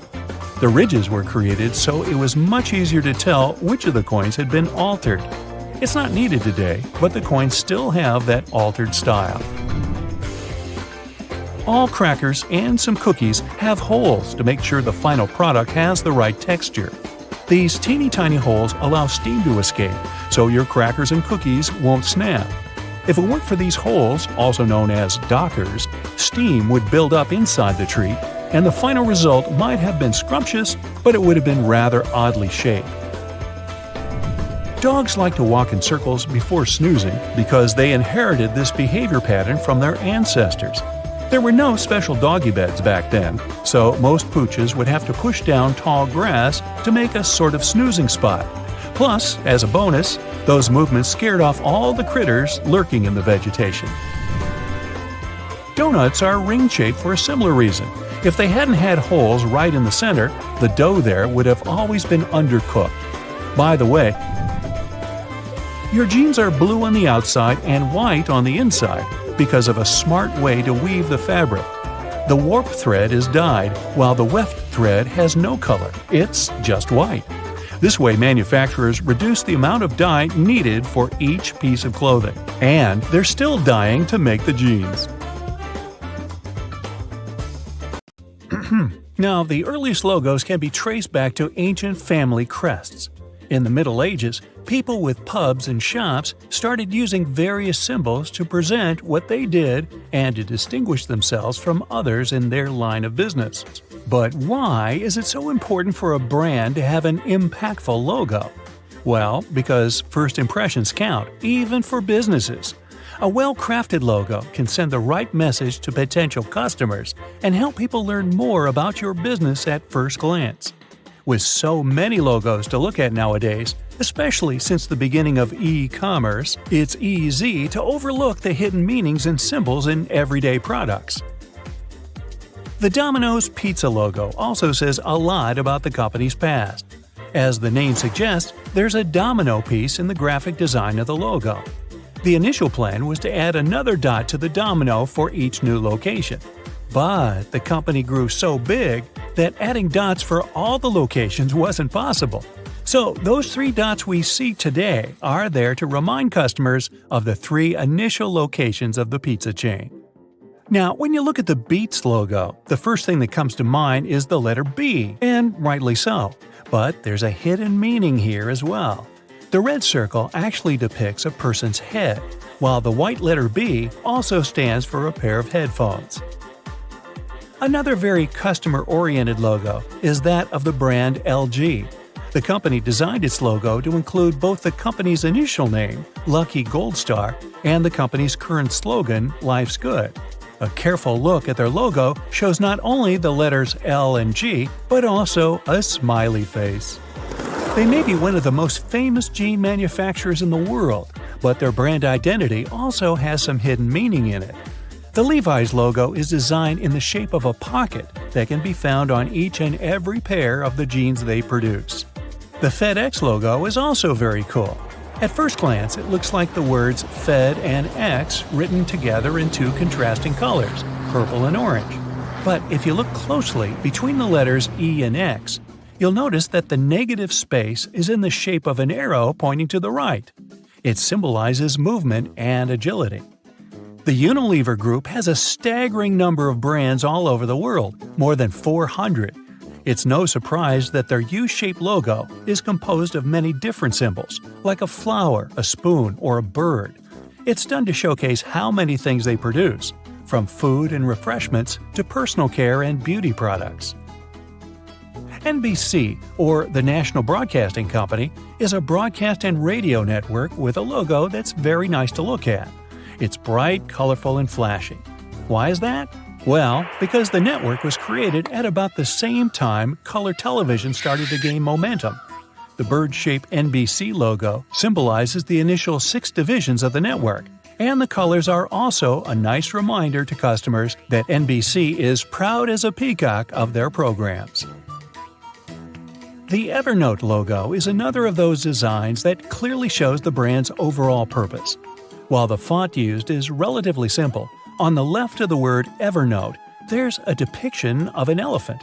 The animal is a well-known symbol of good memory, and the shape of its ear is curled like a post-it note. A cool touch for an app designed for organization and note-taking, wouldn't you say so? Now, the Cisco logo comes with its own little secret as well. The font is quite minimalistic, but the lines above are there to depict the Golden Gate Bridge in San Francisco. The first CEO of the company, a man named John Morgridge, thought this would be a great idea to emphasize moving toward the future and connecting 2 worlds. The Amazon logo is everywhere these days, but there's a small detail in there that most people probably miss. The arrow connecting the letters A and Z, the one in the shape of a smile, is there to point out that they have a complete inventory of products, from A to Z. Audi is one of those brands that likes to showcase their history. Those 4 simple intertwining circles on the company's logo are a reminder of the 4 companies which were initially part of the conglomerate: DKW, Porsche, Wanderer, and Audi. There's a nice story behind the Baskin-Robbins logo as well. Between the letters B and R in the middle of the logo, you can notice the number 31. Why is that? Because the company has 31 original flavors of ice cream. I think I've darn near tried them all. A lot of companies out there like to give their logos a bit of a vintage touch, and Picasa is one of them. Before we had digital cameras and the perfect portrait was just a click away, analog cameras had a little thing called a shutter. That's a device that opens to let light pass through, exposing the film and creating a photograph. The Picasso logo is just that, a shutter nicely colored in red, blue, green, purple, and orange. The 7-Eleven logo has a nice twist that might not have caught your eye by now. The N at the end of the word is in lowercase, unlike the rest of the letters, which are in all caps. It's said that the company's president's wife, back in the 60s, wanted to make the company's logo look a bit less harsh. She believed that the uppercase font would be a bit too rigid, and she wanted to make the overall appearance of the logo more fluid. A graphic designer found a solution by switching to a lowercase n at the end of the word. So I'm guessing that when you pronounce it, you just throw away the lowercase n, like 7-Eleven. Or not. Chocolate fans must know the Toblerone brand. If you're one of them, have you ever noticed all the intricate detailing in its logo? The city of Bern, in Switzerland, where the company was founded, is also named the City of Bears. When you visit this place, you'll see that there are bears everywhere, from the city's coat of arms to public trash cans. The Toblerone chocolate is shaped like a mountain, hence the mountain in the logo. But there's also a bear depicted there, hidden in the negative space. The Chick-fil-A logo is one of those that goes straight to the point with their imagery. The C stands for chicken, of course, but it's also shaped like a chicken if you look closely. Another great example of negative space used creatively is the Formula One logo. Between the F, which stands for the word formula, and the horizontal lines depicting red flames, the number 1 is intelligently hidden. Bet you didn't see that one. One of the greatest sportswear brands, Adidas, has a mystery of its own. At first glance, its logo is merely comprised of 3 vertical lines. Don't they look like a mountain to you? This mountain is there to symbolize the effort athletes have to make to reach the top, which is like, climbing a mountain. The IBM logo has its own statement to make. The 3 letters of the company's name, I, B, and M, are designed to be the horizontal lines meant to symbolize speed and dynamism. This is one of the company's main values, which has always been important to the founders. With a cool logo to present to the world, Ray-Ban has become a household name for sunglasses. Just to make sure you don't miss what they actually do, the B in the logo is designed like a pair of shades. The worldwide internet source of information, Wikipedia, has a logo to match its brand identity.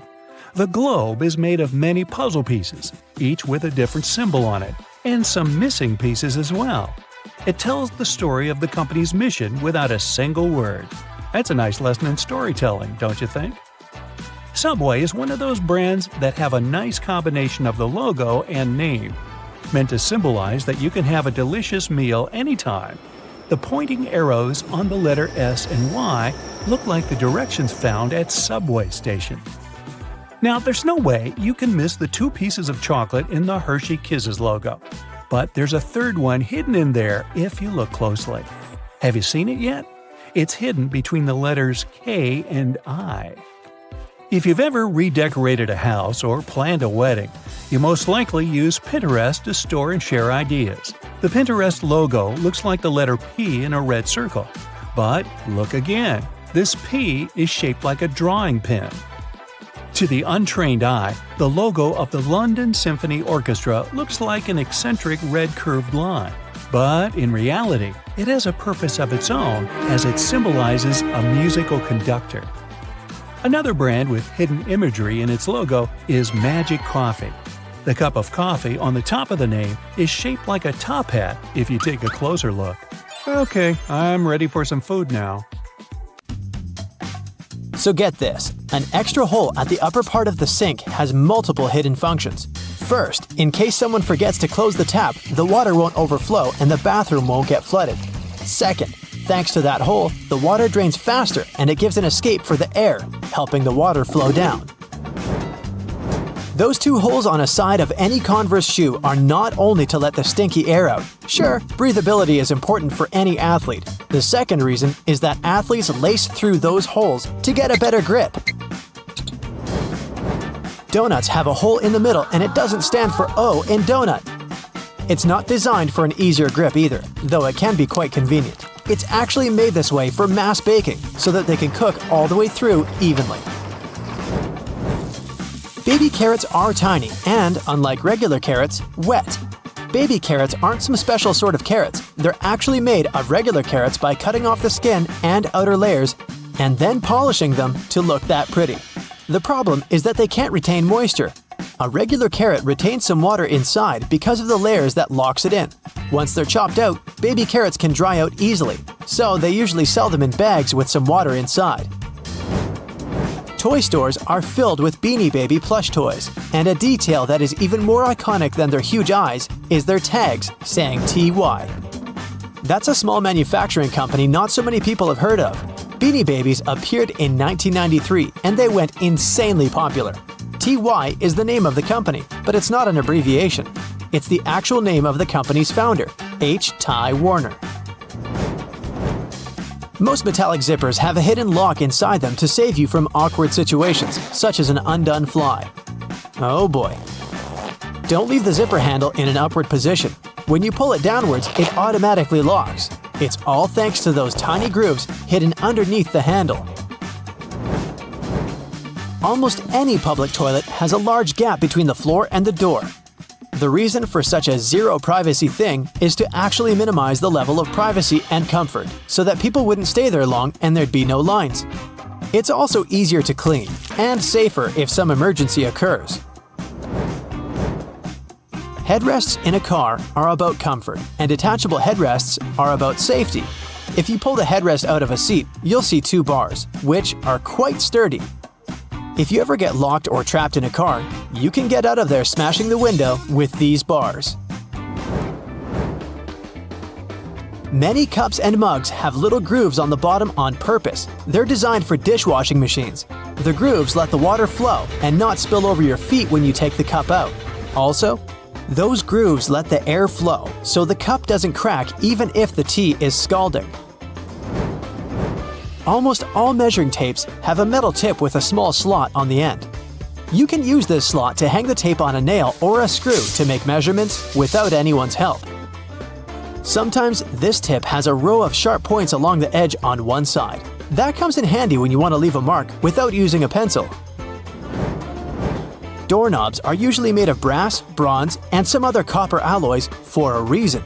They have an antibacterial effect, so they stop microbes from spreading. They get rid of a range of harmful germs pretty fast, within a couple of hours. But don't forget to wash your hands anyway. Grocery carts have loops for a reason. You don't want to put your jacket in a cart next to potatoes and onions. Hang it on a loop. This little hook-like thing is there to help you better organize the space in your cart. The carts also have a super handy grid. Whenever the cart's full, you just need to lift the grid and attach the shopping basket for extra purchases, placing it in between the horizontal bar above the wheels and the hooks the grid has. A point in an ointment cap is there for a reason too. Most tubes are usually sealed with foil, and it's better to avoid opening it with fingers unless you're ready to say goodbye to your nails. A point easily opens even the most safely sealed tube. Silica gel can often be found in different things you buy like bags, shoes, and many others. Don't throw it away. It's meant to absorb excess moisture, so anytime your shoes are a bit wet, just throw in a packet with silica gel. People used to co-live with rats, and these guys like gnawing on everything they see in their way, including paper. Still, rats weren't able to chew more than the space left on the margins. That black grate on a microwave isn't just some fancy decoration. It's called a Faraday shield, and it prevents the rays from escaping the microwave. It also speeds up the heating, so you can enjoy yesterday's leftovers faster. It may also block phone signals, so if you're tired of numerous calls, just put the phone into a microwave. But don't turn it on. All Tic Tac containers are designed to dispense one Tic Tac every time you open it. The lid has the same shape as the candy. Turn the container upside down, gently shake it, and open it slowly. You'll notice only one candy stuck between those lid grooves. So if you just open the container and shake it until 5 or even more candies fall into your mouth, it means you've been eating Tic Tacs wrong all this time. Those little holes in the airplane windows are designed to control the cabin pressure. They also protect the windows from fogging up as the temperatures drop and rise. By the way, the airplane window is round for a reason. This way, pressure is evenly distributed so it doesn't get deformed. Blue bristles on a toothbrush are actually an indicator that it's just about time to change the brush. As the bristles get in contact with water, the blue, or whatever other, pigment fades away. So the more you use it, the duller the color becomes. A triple handle on a jerry can is there to make it easier for 2 people to carry it and distribute the fuel evenly. Gas cans often have a second hole that actually needs to be uncapped too before you pour the gas. The air passage will prevent it from pouring out, so no more fuel waste. Jeans first appeared in 1873. They were invented by Jacob Davis and Levi Strauss. Davis was a tailor who was producing covers and tents, and Strauss was a businessman who, among other things, was selling cloth. The first jeans were made by Davis from denim, the fabric he bought from Levi Strauss & Co. Together, they patented the design. Blue was a standard color for denim that was dyed using an indigo dye. The blue color is a tradition that is still often followed today to replicate the original look of a pair of jeans. Jeans also have metal rivets, and they've been there from the very beginning. Jacob Davis, the man who made the first pair of jeans, added copper rivets to spots where pants were more likely to rip, flies, and pockets to make them stronger. Today, they have more of a decorative purpose since they're distinctive and traditional for jeans. Another special thing about jeans is those tiny pockets they have that seemingly serve no purpose. Well, maybe it's true now, but years ago, when many cowboys were wearing jeans, the pocket was made specifically to keep a pocket watch there. Also, back then, a pair of jeans had just 4 pockets. That tiny pocket, the watch pocket, 2 big pockets in front, and just 1 pocket on the back. Many zippers have the letters YKK engraved on them. It's an abbreviation that stands for the name of the company that can be translated as Yoshida Manufacturing Shareholding Company. This Japanese company is the largest zipper manufacturer in the world, so they put their initials on all the zippers they produce. That's around half of the zippers in the world. And that's why you see their zippers more often than any other zippers. Those little white golf balls have dimples all over them. It turns out they aren't there just randomly. At first, golfers were playing with a smooth ball. With time, the ball would get all punched and damaged, but also it would start to travel way further. The reason here is aerodynamics. Dimples allow the air to flow more smoothly around the ball, taking it further. So the idea was adopted and the balls got their dimples all around, allowing them to travel longer distances. The button on the top of your baseball cap is there purely for aesthetic purposes. By the way, this little thing has a name. Professionals call it a squacho. Its initial function was to hold the 4 panels of the cap together. As hat making improved, the panels stopped needing it to hold together, and squacho was removed. But hats didn't look the same without it. Soon after, the squacho returned due to popular demand. Originally, high-heeled shoes weren't intended for galas and proms. Back in the 10th century, horse riding was pretty tough with flat-soled shoes, and many riders' feet would constantly fall out of the stirrups. Higher heels helped deal with that problem. The grip was much firmer with them, and they grew in popularity. It wasn't long before they became a fashion accessory to match stylish outfits. Notable people wouldn't want to be seen without them. riding a horse with fancy heels was the equivalent of owning a luxurious sports car. Even though heels were worn mainly by men at the start, ladies picked up on the iconic trend in the 17th century. It's been one of the biggest ever since. In ancient Rome, salt was so precious that people even called it white gold. With scorching heat and no fridges, its purpose was to preserve food, mainly meat and fish. As a bonus, it made everything tastier. Sal, which is salt in Latin, was used instead of money to pay salaries. Here is where the word salary originated. Rice is the oldest cultivated food in human history. Its origins as wild grass started in a small valley around 15,000 years ago in Southeast Asia. Today, it's served globally as a staple diet and popular ingredient to 3.5 billion people. It would be difficult to imagine a world without video calls you use through your phone camera or laptop. The technology has helped game-changing innovations like working from home. Still, video calls' original purpose is far from how we use them today. The technology was introduced to confirm if the coffee was still in a pot. In 1993, researchers at the University of Cambridge found it frustrating when they took a break to get a cup of coffee, only to find that the pot was empty. So, they invented a device to monitor it and hooked up a camera that provided their computer with a live stream of the coffee pot. Thanks to these researchers, we can work in pajamas now. We know Albert Einstein for various achievements, but there's something he co-invented that goes overlooked. Together with his student, he invented a modified refrigerator. It's not like the ones we use today. In the 1920s, fridges weren't quite as safe as they produced poisonous gases. He wanted to create a safer version that didn't require electricity, without moving parts, and only needed a heat source to operate. Unfortunately, there wasn't enough funding, so the project dried up. Later, in the 1950s, electric fridges became popular. But in 2008, engineers from Oxford University revived this retro design. They're still working on it, but once they finish, the Einstein fridge will come in handy for rural areas without power and people who want to live off the grid. That random QWERTY design doesn't make things easier. In the 1870s, Christopher Sholes invented a layout that ensured typing was twice as fast. But with commonly used letters next to each other, it was a bit too fast, and the machines constantly jammed. So, he then developed the QWERTY design. It forced typists to adopt a pecking style. This way, they would search for a letter and slowly type with their index fingers. The keyboards remain unchanged even today, and people all over the world have somehow adapted to them. The plastic end of your shoelace is an aglet, and people have used it since ancient Rome. Sure thing, they had no plastic back then, so those aglets were made of stone, glass, or even metal. Extra wealthy people could accessorize their shoes with precious metals like brass or silver. What came first, the TV or the remote control? The technology that functions in the remote is older by several decades. In 1898, Nikola Tesla created a machine to control mechanical devices with radio waves.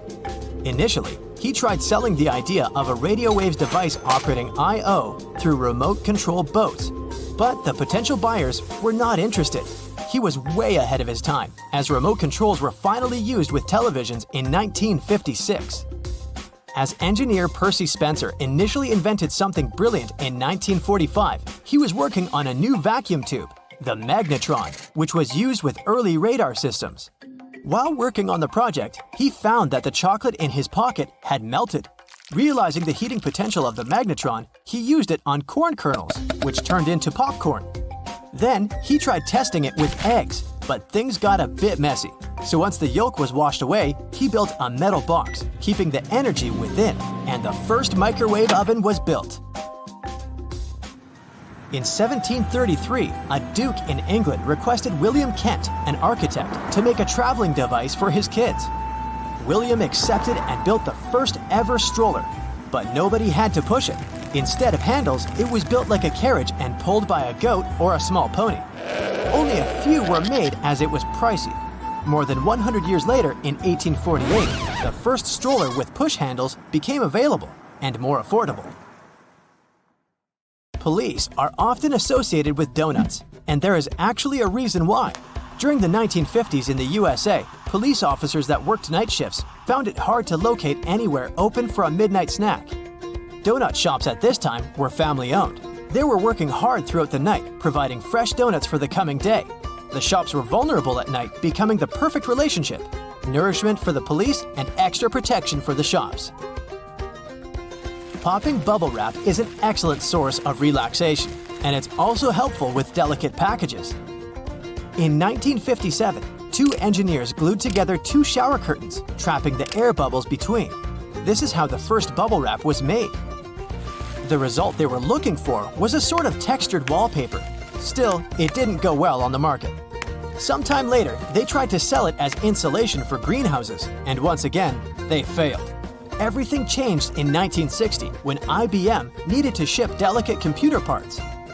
The bubble wrap was perfect, and they continued to collaborate.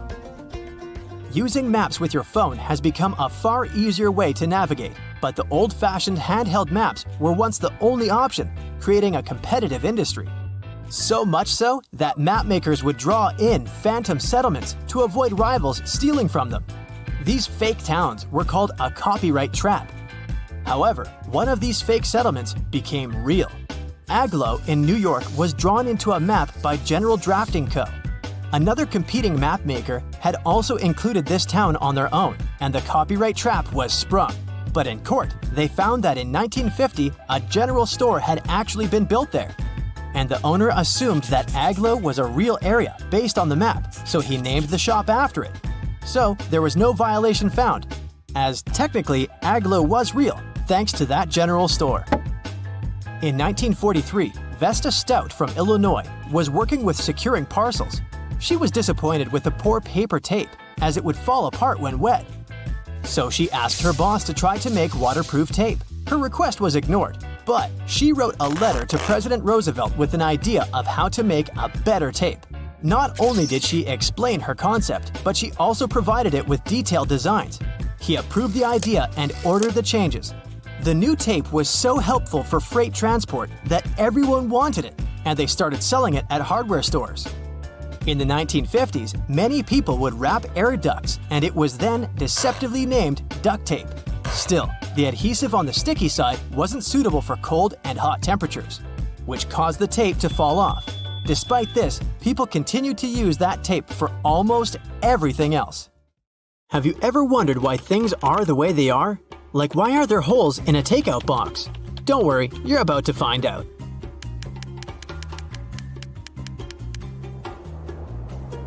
Beanies, with all those fluffy pom-poms, are easily the most important accessories of wintertime.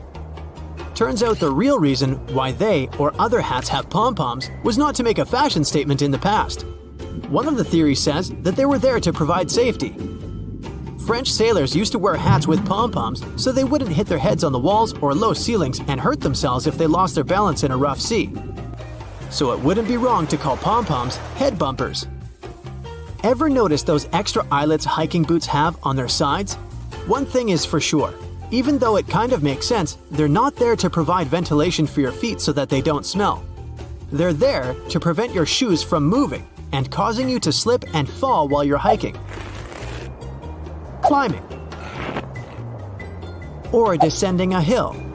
When you're going on your next adventure, make sure to tie your laces through them to tighten your boots for a better fit. You're at a barbecue party with your friends. The host serves cold drinks and long neck bottles to everyone. You think to yourself, why do bottles have long necks anyway? There are two reasons for that. The first one is to reduce the cost of packaging. The narrower the neck is, the smaller cap you need, and the second reason is to make sure that your drink stays cool longer. When you hold the bottle from its neck, not its body, the heat coming from your hand won't warm up the rest of your drink.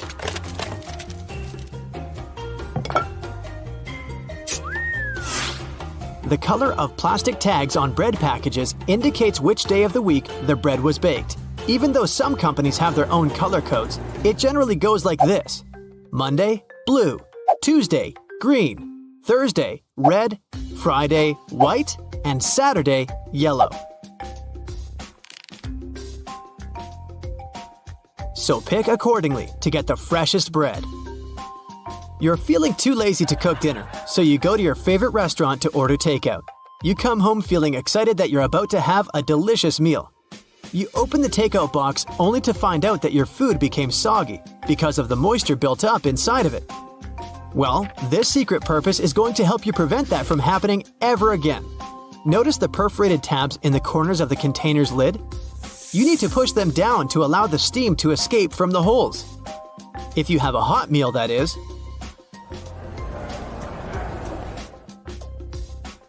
If you're one of those lucky people who have a dishwasher at home, you're going to feel even luckier once you learn what else you can wash in it. Aside from making your dishes clean and shiny, it can also clean up your makeup brushes for you. Just place them inside the silverware tray to remove all the dirt and excess product that built up amongst the bristles. You went to the farmer's market and bought some fresh fruits and vegetables. You want to wash the dirt off them, especially potatoes, before placing everything in the fridge. Don't waste your time washing them all one by one. Place them in your dishwasher and set it to the rinsing cycle with cold water. Don't use detergent for this, though. Are you one of the many people who use the drawer under their oven or stove as storage? Sorry to inform you, but storing skillets, cookie sheets, and muffin pans is not their purpose. It's called a warming drawer, and it's meant to keep your cooked dishes warm and delicious. So, if your guests are running late, just put that casserole you've made in it until they arrive. Keep in mind that not all oven models have this feature. Some drawers are for broiling, and some can indeed be used as storage. Check with the manual to make sure what yours is. Oranges, lemons, and avocados come in mesh bags most of the time. When you go back home from the grocery store, you probably throw those into the trash, don't you? But did you know that you can also use them as a pot scrubber? You just need to tie them up. Then you can get to cleaning those dirty dishes, pots, and pans. You can even turn them into single-use scrubbers for other kitchen appliances or your sink. If you're at a store looking for new hangers to organize your closet, we suggest you buy the ones made of cedar wood instead of plastic ones. First of all, cedar wood acts as a natural repellent. Pests like moths, fleas, lice, silverfish, ants, gnats, and ticks won't come near your clothes and closet if you use them. The second reason why you should invest in them is that they absorb unwanted odors from your clothes as well as moisture. And this feature helps prevent mold, so you can wear your favorite dress or suit for longer. It's that time of week again, Taco Tuesday. You invite a couple of friends over to enjoy some homemade tacos, but even though you have the recipe for making tortillas, you don't know how to give them that perfect taco shell shape. Well, this hidden use might help. If you have a muffin tray at home, then you have all you need. Just flip it upside down and place the small tortillas in between the cups. Bon appetit! If you love sewing and making your own clothes, then you must be used to using those tomato pin cushions, which almost always come with a small strawberry tassel. But why is it there? First of all, you can push the needle you're currently using or your favorite one in there so that you don't need to search for it amongst the other needles all the time. And secondly, it's filled with emery, which will help clean and sharpen your needles once they go in there. Are you a Team Ketchup or Team Mayo? Ketchup fans must have noticed the number 57 on those Heinz ketchup bottles. That number is placed where it is on the bottle for a very specific reason. You must have struggled with getting ketchup out of the bottle at least once in your life, and at that moment, you probably tried shaking it until the right amount of ketchup fell onto your plate, right? Well, no need to do that anymore. Just firmly tap on the spot where 57 is written on the bottle neck, and you can get ketchup out of the bottle way quicker.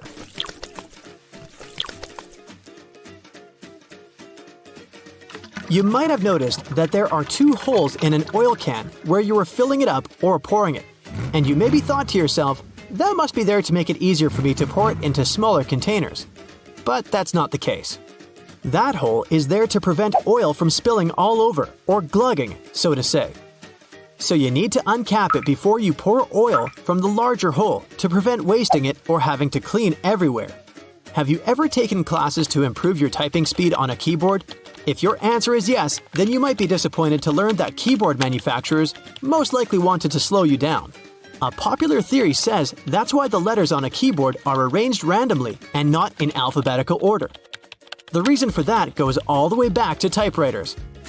Their keys used to be arranged in alphabetical order, which allowed people to write really fast. And because of that, the keys would jam and tangle up easily, and they wanted to avoid that. That's how we ended up having the QWERTY keyboards we have today. Here's a bonus hidden feature for you before you leave. The clock app on your iPhone shows you what time it is on the little screen icon as well. Decades ago, no one would ever imagine keeping a stick in their pocket that could hold hundreds of gigabytes. We've come a long way since then, and got used to USBs transferring our files from device to device with ease. In 2000, two major companies developed and sold the first USB flash drives 1.0, which snowballed into USB 2.0, 3.0, Type-C, and so on. Physically, they can endure rough treatment and won't get damaged easily, especially if you get proper protection. By design, USBs are almost perfect. So perfect that you always make the mistake of inserting it in the wrong way. Admit it, the two square holes are used to help the USB secure its position once it's inside the port. It's not strong enough to keep it stuck, but strong enough to do its job. You can protect your USB with proper encryption. This means that if anyone gets their hands on them, they won't be able to read them. Encrypted files end up being scrambled into gibberish of a series of letters and numbers instead of comprehensive words to anyone who tries to read it. The file is only accessible if someone gets their hands on that USB. But if you're using certain online services like messaging or emailing, then encryption is simply not enough. Sure, the person on the other end can't read the contents of the work, but the hosting website can. This is where end-to-end encryption comes in. That means any information that goes in and out is, again, scrambled into gibberish to anyone who is in the way of your traffic, including the hosting service. Cloud storage has taken the world by storm. You can now save everything that's on your desktop to the internet and access that data across multiple devices. All you need is an email and password, and boom, you're safe and have all your files in one place. Cloud storage isn't data floating up in the clouds, but, less excitingly, servers that physically store data. They're like regular computers, just minus the monitors for viewing. These servers take up a lot of money. That's why you normally have to pay for their services. The servers are placed in data centers all around the world where third-party companies manage them. It's like getting remote access to a computer. The servers include a master control server, backup server, and a linked supply of servers operating to maintain a good quality service. The more money you pay, the better the server your data will be stored in. In the realm of computers, you just can't delete something to be gone forever. Whatever file you want to remove is already present in the hard disk as electrical impulses. And, depending on your gadget, it will be disposed of in a recycle bin or the garbage. That isn't to say that it isn't still there. It simply implies that the file has been moved to a different folder from which you can easily recover it. So, if you're worried about accidentally deleting a crucial document you've been working on for weeks, don't panic. It's not gone for good. But if your device breaks, then all your data is lost. If you own a device that has Windows 10, then you've probably been shutting down thinking that your computer or laptop is completely off. This is not the case. Windows 10 doesn't actually shut down, but goes into a state of hibernation. It keeps your app saved for you to recover. The proper way to shut it down is by resetting it. Windows operating system is known for being user-friendly with all the commands displayed in front of you. But for computer whiz kids, know that you can open the search bar and type CMD for the command prompt. It looks just like a bunch of random characters, but this is where you can achieve a lot with your device. If you don't like the black window, you can always change the color of your suiting. Once you launch the command prompt window, right-click on the title bar and then on Properties. Another window will open which has the option of choosing colors. You can pick the colors you want for the background and text or fix the opacity for the CMD window. This is easy mode. The real work is typing commands in the window. If you want to look for all your drivers on your Windows 10 device, then type in this command in the window. Don't forget to add spaces. The list of servers will magically pop up on your screen. This is a good way to get to the bottom of your issue, instead of searching for them manually. You can also hide specific folders on your computer through the command prompt by typing this command and pressing Enter. Of course, you'll have to type in the folder you want to hide, and poof, it's gone. The non-tech way of doing this is by opening the Properties pane in the folder and clicking on the checkbox that shows Hidden. While this is indeed the easy way of hiding your folders, it's not the most effective. You can simply write Show Hidden Files and Folders, and every checkbox you check will be visible again. The command prompt isn't all about business. You can try playing a game there to pass the time. Don't expect a AAA kind with realistic graphics and epic gameplay. Type this command and you'll be transported into the game via text. This game will allow you to create characters and engage in this imaginary world.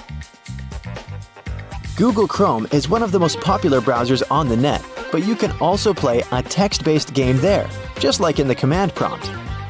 First press Ctrl plus Shift plus J to open the console. Then type Text Adventure into the search box.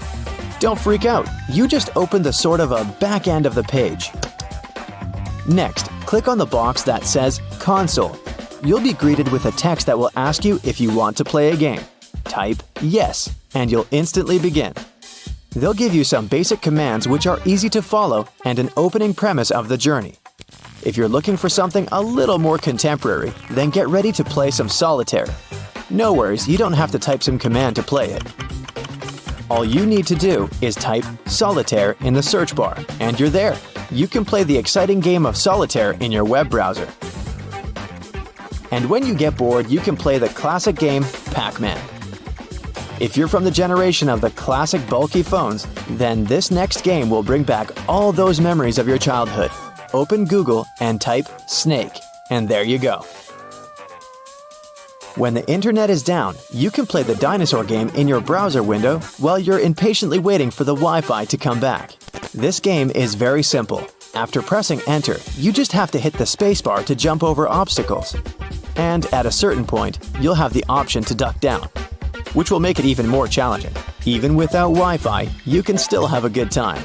You can pause the game whenever you want by pressing the Alt key or F11. You can just click on your screen to continue the game at any time. Windows 11 has some cool hidden features that are very useful, like adjusting the volume for each individual app. You can go to Settings and click on System. Hit the Sound section. This will bring you to all the sound levels and the master switch. Copy-pasting is so essential to our everyday workflow that Windows 11 decided to take it to a whole other level with Clipboard History.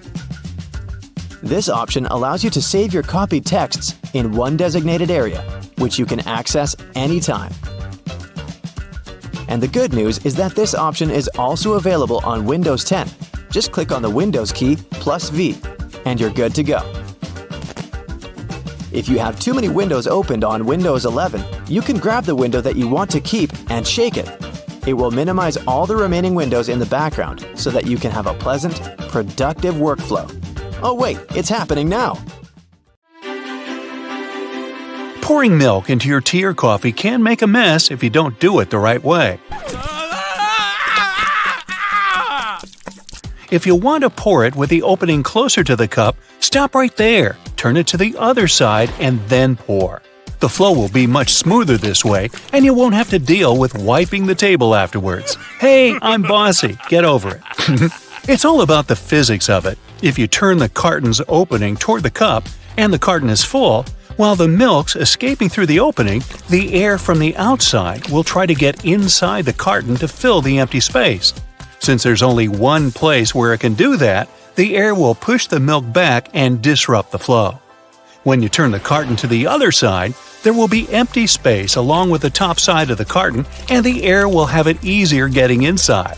so the flow will be steady and you won't have that annoying spurting anymore.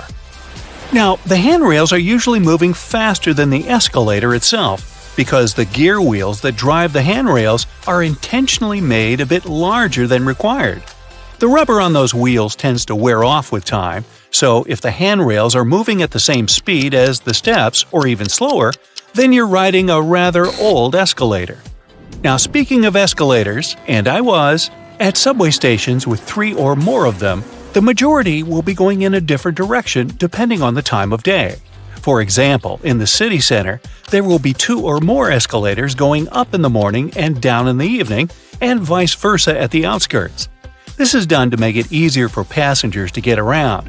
Most people only work downtown while living far from the center, so they go to work in the morning and find more escalators moving in the direction they need. How convenient! If you were ever worried about how the pilots find their way in the dark when landing at night, well, you can rest easy now. There's an incredibly complex illumination system on the ground that helps the crew navigate the airplane. And it's not just the red and white lights along the runway.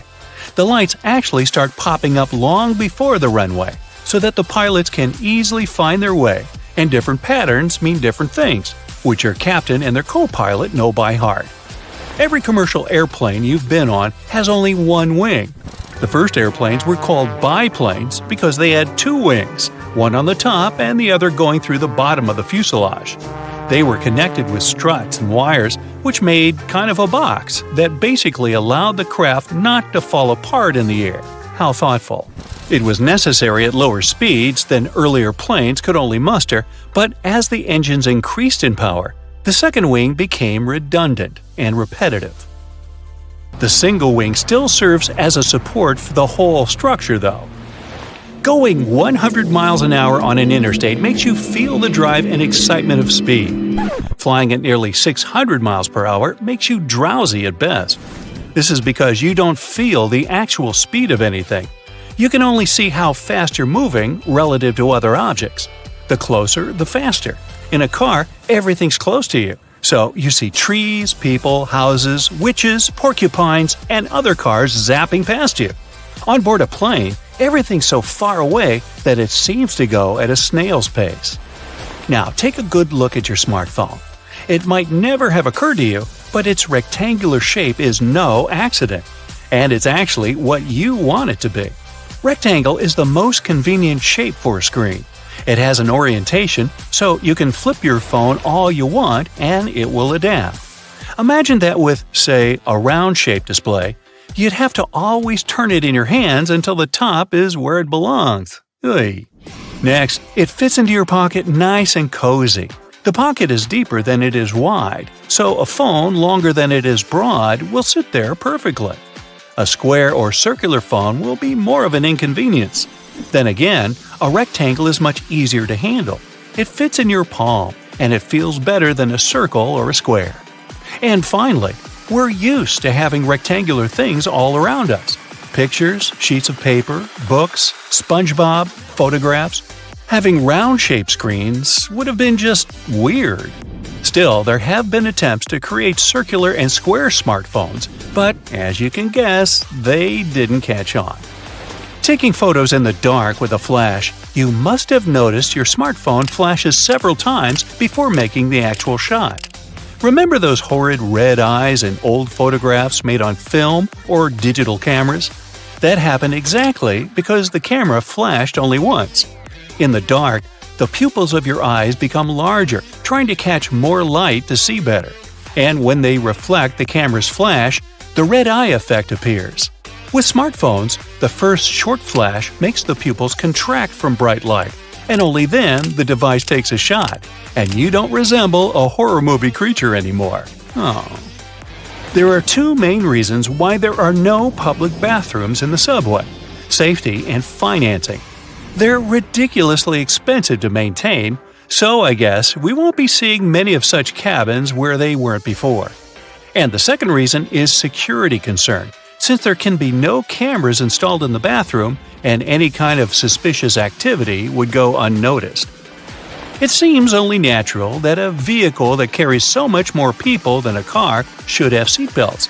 but buses have none, even school ones. In fact, it has to do with several things at once. First of all, in case of emergency, passengers need to get off a bus as fast as possible. With seatbelts on, they'll waste precious time on unbuckling them. Secondly, a bus is a big and heavy vehicle. On the road, there are not many other members of the traffic that weigh more than a public bus. So, in case of a collision, a bus would stop much slower than a car. And even though its passengers will certainly feel the impact, they normally won't get hurt as much. That's also the reason why passengers are allowed to ride standing, too.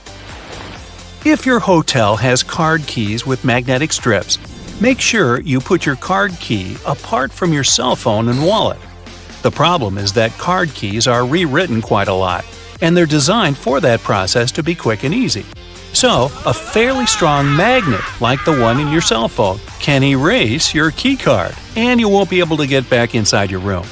The hotel will surely provide you with a new card, but that's still inconvenient. If you're struggling to get your taco shells to stay in place, use a muffin tray. Flip the tray upside down, spray it with oil, and place your tortillas in the gap. Cook them for around 10 minutes at 700 degrees for the perfect crispy taco shell. Now I'm getting hungry. You? Looking for a lost earring or pin on the floor? Place a stocking over the end of your vacuum and move it over the floor. The small object will get picked up without getting vacuumed. It helps to turn the vacuum on while attempting this. Candle wax that's been spilled on furniture can be removed with ice cubes. Rather than ruining the finish by trying to scrape it off, fill a plastic bag with ice and let it sit on the wax for a few minutes. The wax will then cool and harden, making it much easier to pick off. Crayon marks on the walls are a parent's worst nightmare, but you can use a hairdryer to get them off. Heat the marks for just a few seconds to soften the wax, and then you should be able to just wipe it away. You can use hair conditioner to make that new wool sweater less itchy. Just soak it in lukewarm water with a couple of tablespoons of conditioner and leave it for 15 minutes. Then just dry it and your sweater will be much softer. That layer of bubbles that forms when you add bubble bath to your tub isn't just for fun. The bubbly layer also acts as insulation and keeps your bath warmer for longer. Next time you're getting ready for work, take a closer look at your go-to shirt. Every buttonhole is stitched vertically, but check out the very last hole. It's stitched horizontally, right? This is because the bottom part of your shirt endures the most stress from pulling, as it's where your hips are. So that horizontal buttonhole isn't a mistake. It's put there to stop your shirt ripping as your hips move. Hey, those hips don't lie. That random diamond on your backpack is called a lash tab or pig snout. It's there so you can thread cords through the holes to carry extra gear. Perfect for camping or long hikes. If you put your Chinese takeout on a plate when it arrives, you're doing more work than you should. Much like the paper condiment pots in fast food restaurants, your cardboard Chinese takeout box can be unfolded to create the perfect size plate for your food. That hole in your hollow lollipop stick isn't to prevent choking should it ever be swallowed. It's actually there to keep the candy in place. Excess candy flows into the hollow tube and the hole, which, when it hardens, keeps the pop in place. If it was a smooth stick, the candy would slide off easily. Some skyscrapers have hollow floors that contain nothing but an elevator and some complex machinery. They're called technical floors, and developers say they're there to maintain the building's proper functioning. But it's also a way to get around height limits. Some skyscrapers are given a limit to the number of floors they can have. Because the technical floors are non-residential, they add to the height of the building and make it look more impressive without increasing the number of floors and breaking the building contract. These floors can also help to prevent the spread of fires. If you look closely at an elevator door, you'll notice a tiny hole. This is actually a keyhole used for emergencies or for routine maintenance checks. If you get stuck in an elevator, the technician will be able to get you out of there by using their master key. Salt isn't just used for cooking. It can get rid of tough smells, like this. Whew! Rubbing salt on your fingertips after chopping garlic should remove the smell. It also works on shoes. Toasters have a secret slide in the bottom that can be removed so you can clean out all those annoying breadcrumbs. Now, take a look at your laptop keyboard. There are bumps on the F and J keys, but nowhere else. When your fingers are in the optimal typing position, your index finger should rest on these two keys. The bumps have been added so that you can correctly position your hands for typing without looking at your keyboard. Washing your clothes on a low heat or even better, a cold wash, will make them last twice as long. Drying them on a line, if possible, will also make the material last longer than if you used a dryer. The less you wash them, the less they'll fade and shrink over time. It'll also save you on your energy bills. Blank pages in the books aren't actually made for the author's signature. It's all about the manufacturing process. Books are printed on large sheets, so one sheet can fit 4 printed pages. If a book has an odd quantity of printed pages, chances are you'll get a blank one for notes. Tree cart loops have more functions than you think. You don't want to put your fancy white jacket in a cart next to carrots and Coke. This little hook-like thingy helps organize all the stuff in your cart better, so you can enjoy your shopping trip. Works for me.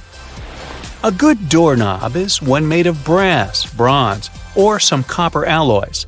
These metals have an anti-germ effect. Bacteria spread way slower on them. They also get rid of germs pretty fast, within a couple of hours. There's only one way you can store your peanut butter right. If you place it the regular way, it may get a bit solid before long. The trick is to store it upside down, so the oils don't stay on the bottom all the time and distribute evenly. My dog loves peanut butter. How about yours? Whatever coffee shop you go to, all the disposable cups look exactly the same, only the logo changes. The secret here is the special shape that lets you enjoy your drink easily. The top is always wider, which allows it to accommodate your nose while you're drinking, and the bottom is always narrower, so that anyone can hold it easier, even if the hand is quite small. This width difference also allows the cups to stack. Spoiled milk emits gases, like most foods when they go bad, or me. A classic plastic milk jug has a concave shape on one side, so when the gases expand inside the jug, it expands too, and the concave shape curves out. Also, if you want to save some milk for later and freeze it, the jug will expand when the milk gets solid as well, occupying more space in a jug. Almost all measuring tapes have a metal tip with a small slot on the end. You can use this slot to hang the tape on a nail or a screw to make measurements without anyone's help. Sometimes this tip has a row of sharp points along the edge on one side. It comes in handy when you want to leave a mark without using a pencil. If you've ever tried a Nintendo cartridge to taste, you'll confirm that they taste revolting, leaving a sour, bitterish aftertaste in your mouth. Well, we tried to tell you. They're covered with denatonium benzoate, one of the most disgusting flavors known. Not normally seen in ice cream stores either. Actually, this taste has a righteous function. It prevents people from swallowing those cartridges. Rough edges on the dimes aren't just about design. The coins used to be made of precious metals to show their real value. People would shave off the edges, spending the shaven coins with the same value and melt the edges to new coins. To avoid it, minters added that pattern so people could tell if someone cut that coin before. A triple handle on a jerry can is there to make it easier for 2 people to carry it and distribute the fuel evenly. Lemons get juicier if you warm them up a little bit in the microwave. The heat softens the frozen membranes, so the juice can flow out freely. The result? More lemonade for you. The expiration date on mineral water isn't about water going bad. Actually, no water can spoil, but the bottle can. Over time, it starts leaking some chemicals that aren't quite safe. Okay, here's a science project to try. Tonic water can be fluorescent in UV black light. It contains quinine, which makes it both bitter and glowing. The color of plates and cups can affect your food perception. A group of 57 volunteers drank hot chocolate out of different cups, but most people claim the orange cup hot chocolate was the best. Red color plates are cool for those on a diet, It looks alarming, so you end up eating less. Okay, I'm gonna go do the tonic water blacklight thing. Bye! 3, 2, 1. Bam! Now, instead of enjoying the new movie, you will enjoy cleaning your microwave after the popcorn apocalypse. And all this because you trusted the popcorn button too much. It turns out many of those buttons are just timers and not professional chefs hidden in the microwave. Different types of popcorn, and maybe even different batches of your favorite one, have different popping times. It depends on the weight and humidity of the corn, and there's no magical cooking regime that would work for them all. If you don't give your popcorn enough time to pop because you rely on the button, it will be undercooked and full of kernels. If you let it pop for too long, it'll burn, and the smell will be with you for longer than you'd want it to. Some newer, fancy microwave models come with humidity sensors that take all the factors into account and can actually figure out how to cook your popcorn. All you have to do is touch a special pad. Check your microwave manual to see if it can do the trick. If that's not your case, you need to follow the instructions on the popcorn bag. Most of them say, do not use the popcorn button. A microwave that works on 700 watts is slower than that with 1,000 watts of power. And even when you did the math or followed the manual to a T, don't leave your popcorn unattended. Give it those several minutes of your life and stay nearby to make sure all is going well. Listen to the popping symphony. When it slows down to 2 to 3 seconds between pops, turn it off. If you overcook it, it can lead to scorching. And even when you follow all the rules, you can't just blame it all on the microwave. Check your popcorn's best buy date. Keep your microwave clean. Always remove the plastic overwrap and unfold the paper bag. Now you should be fine. If you want to experiment more with your microwave, you can try drying herbs in it. Sandwich some fresh herbs between 2 paper towels and microwave them in 30-second intervals until they're as dry as you want them to be. You can also toast nuts the same way, in 30-second intervals in chopped form in a single layer on a plate. Your microwave can also help you peel garlic easily. Put the whole head in for around 20 seconds, and the cloves should slip out of the peels without any problems or smelly fingers. A cube of ice is not something you'd expect to be microwaved, but this trick has taken TikTok by storm. One vlogger tried heating salmon and rice in the microwave with an ice cube and a piece of parchment paper on top. She also added other ingredients like kimchi, mayo, soy sauce, avocado, and dried seaweed. Adding water to reheated ice isn't new, but ice is something rather sensational. A chef instructor explained that an ice cube gives something for the microwave to heat, and the steam diffuses all the way through the food. It helps prevent that annoying situation when only half your meal is properly warmed up. The parchment paper lid also helps to keep the heat in. The steam moves up, hits the paper, and the hot liquid goes down to reheat the food. It takes a while for an ice cube to fully melt in the microwave. The water molecules in it are locked and held together by strong hydrogen bonds. So, it takes a lot of energy to break those bonds. Did you know that microwaving your tea is the best and healthiest way to brew it? Australian scientists proved that this way you can squeeze out all the good stuff in your cuppa. So all you need to do is drop a tea bag in a cup of freshly boiled water for half a minute.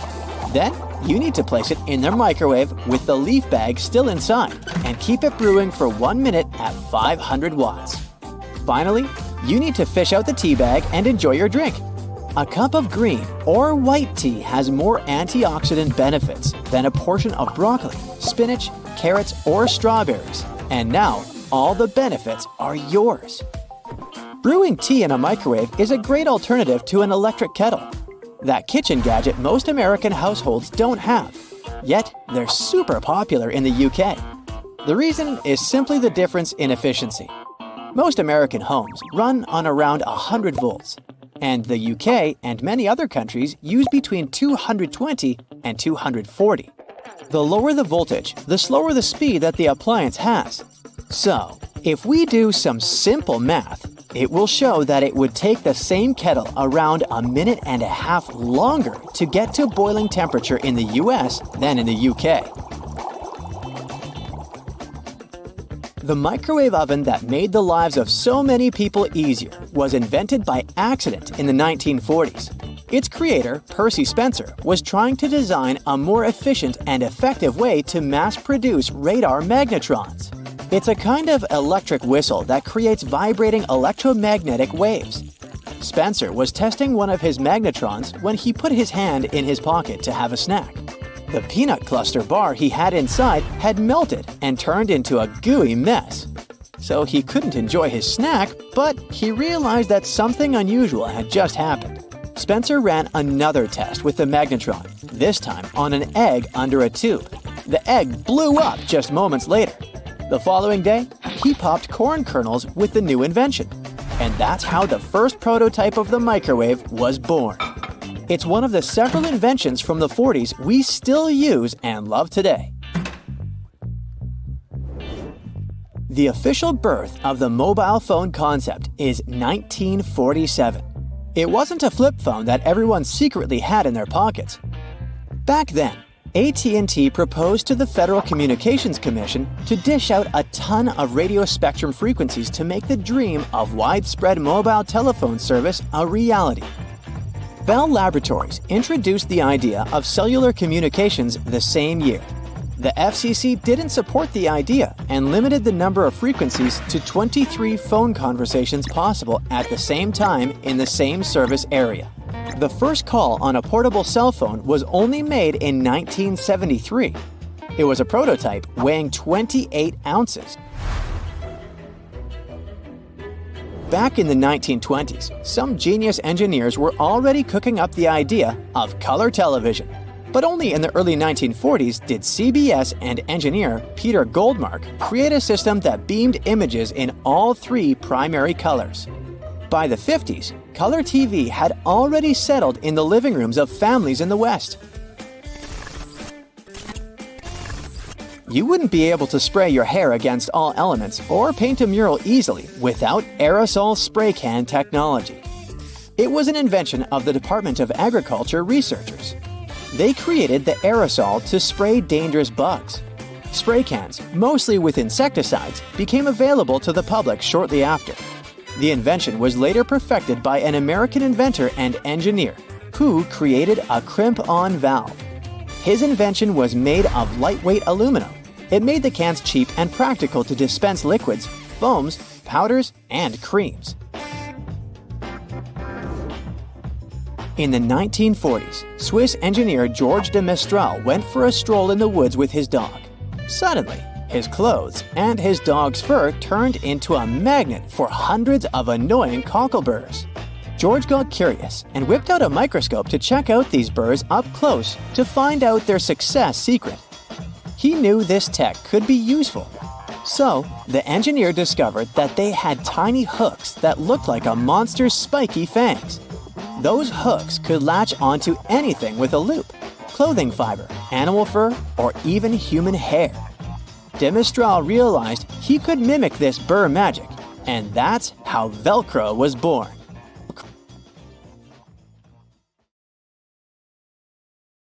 So, grocery carts have loops for a reason. You don't want to put your jacket in your cart next to a bunch of potatoes and onions, do you? Hang it on the loop instead. It's there to help you organize your cart better. Carts also have a cool section at the bottom. Whenever your cart's full, just lift it up and attach a shopping basket for extra purchases. Lift up the whole metal thing, sit your basket on the horizontal bar above the wheels, and secure it with those handy hooks. If you've got some pesky parsley stuck in your teeth, try this tip. It can be hard to get it all out with loose floss. You need more tension. Just tie it in a knot. Toothpaste stripes may seem a bit weird. It's just a marketing trick. Back in the 70s, a leading toothpaste brand added a blue stripe to show that their toothpaste had double action. Solid white toothpaste worked just as well. But those blue bristles on your toothbrush actually make sense. They gradually lose their color over time. When the blue's faded, it's time to change your toothbrush. Ever notice that tiny hole on the bottom of a padlock? Its hidden purpose is to drain water out, to keep it from rusting. It's also the place to lubricate a padlock. A drop of oil in there will make it open and close way easier. Those ridges on the edge of dimes aren't just for show. People used to shave off the edges, then melt the edges down into new coins. But thanks to the new design, it's easy to tell if someone's been shaving the edges off. If you still struggle with peeling an orange, here's another way of opening it. First, cut off the top and bottom. Make a slit on the side and pull it open. That knobbly bit sticking out of the cap of your favorite cream is there for a reason. These tubes are usually sealed with foil, so unless you love breaking your nails trying to open them, just flip the cap over and push. The tiny rubber disc under every bottle cap isn't just for seeing if you want a lifetime supply of soda. It's what keeps your drink all nice and bubbly. The lid keeps the liquid inside. The rubber disc keeps the gas inside. Until you drink it. If you use the blue side of your eraser to erase pen, your notebooks are probably all full of holes. The blue side's there for when you need to erase something on much thicker paper. It works on pencil and even ink, as long as the paper's thick enough. Your bobby pins might not stay in place if the grooves aren't facing the right way. They should always be on the bottom, close to your head. Still coming loose? Put a squeeze of hairspray right onto the bobby pin before you put it in your hair. Many glass bottles usually have some sort of indent at the bottom. It's handy if you want to be fancy. Put your thumb in the indent and pour away. The technical name for this little dude is a punt. Those sugar sticks at your local coffee stand are ready to be opened in a new and easier way. Look how happy they are. Try splitting it right down the middle. No more sugar on your fingers, no more tiny little paper bit, even your coffee's happier. Your Cotton Rounds pack has those strings on it so you can hang it on a handy hook in the bathroom. But there's no need to loosen and tighten back up again every time. Check out the bottom of the pack. It has a perforated line. Tear it open carefully and you're good to go. Doorknobs are usually made of brass, bronze, or some other copper alloy. Why? They're antibacterial, so they stop microbes from spreading. Just a couple of hours and the pesky microbes are gone. But don't forget to wash your hands anyway. Bottles have long necks for a reason. Hold the neck, not the bottle, if you want to enjoy a cold drink. 2 zips too much? Maybe. But they come in handy as a clever anti-theft device. Just lock them together. Now no one can open your backpack. Don't have a lock on you? You can also tie them together with some string or even just a paper clip. Anything to slow those pickpockets down. That tiny little button on the back of a shirt collar is used to hold your tie in place. You don't want your tie trying to escape back there. Shoe manufacturers care about their customers. So most running shoes now have a special anti-blister system pre-installed. Sounds intense, but it's basically just that extra hole on top of your sneakers. Make a loop with the extra hole, inserting the lace backwards. Cross your laces and put them through the loops. Now pull the laces down to lock your foot in place. Now run. You'll find silica gel packets when you buy bags, shoes, even some snacks. Don't throw them away. They soak up excess moisture, so anytime your shoes are a bit damp, chuck a few gel packets in there overnight. You might have been using your shampoo wrong this whole time. Really? Here's the gist. Don't apply it to your hair. Just apply it to the roots. The foam you create will trickle down on your hair anyway. Notebook margins aren't for taking extra notes or practicing emojis. They were invented to protect people's work. People used to live with a lot of hungry rats around. The rats would nibble at the paper, eating people's work.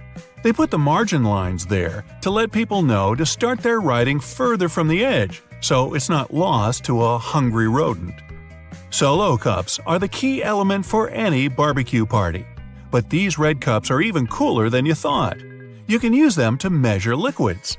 The bottom line equals 1 ounce, the second line equals 5 ounces, and the third line equals 12 ounces. If you like milk on your tea, try this tip out next time. Pour it from the other side of the carton. It sloshes around less and it's easier to control. Car headrests are all about comfort, and detachable headrests are all about safety. If you pull the headrest out, you'll see 2 sturdy metal bars. If you ever get locked or trapped in a car, you can use the bars to smash the window and get out. Women's shirts have their buttons on the left, even though about 85% of people are right-handed. It would make way more sense to have them on the right. The thing is, back in the day, wealthy women had maids to help them dress. So, for them, the buttons on the left made things much easier, don't you know? The tab on your rearview mirror does have a real function, people. It holds your air freshener, your huge fuzzy dice, maybe a big smiley emoji, but it's actually a switch between day and night mode for your mirror. When it's dark out, the night mode blocks the glare from the car behind you. The McFlurry spoon has a square handle on it. It gets attached directly to the ice cream machine, and the ice cream and toppings get mixed in together, right in your cup. It saves the employees loads of time, plus it saves water because they don't have to wash the machine after each one. Wooden hangers are so hot right now, they could burn up your clothes. Nah, not really, but they look better and are more natural. But there's another reason to use them. They're made of cedar, which is a natural moth repellent. Bonus tip? Add some dry orange peel to your closet. No moth is ever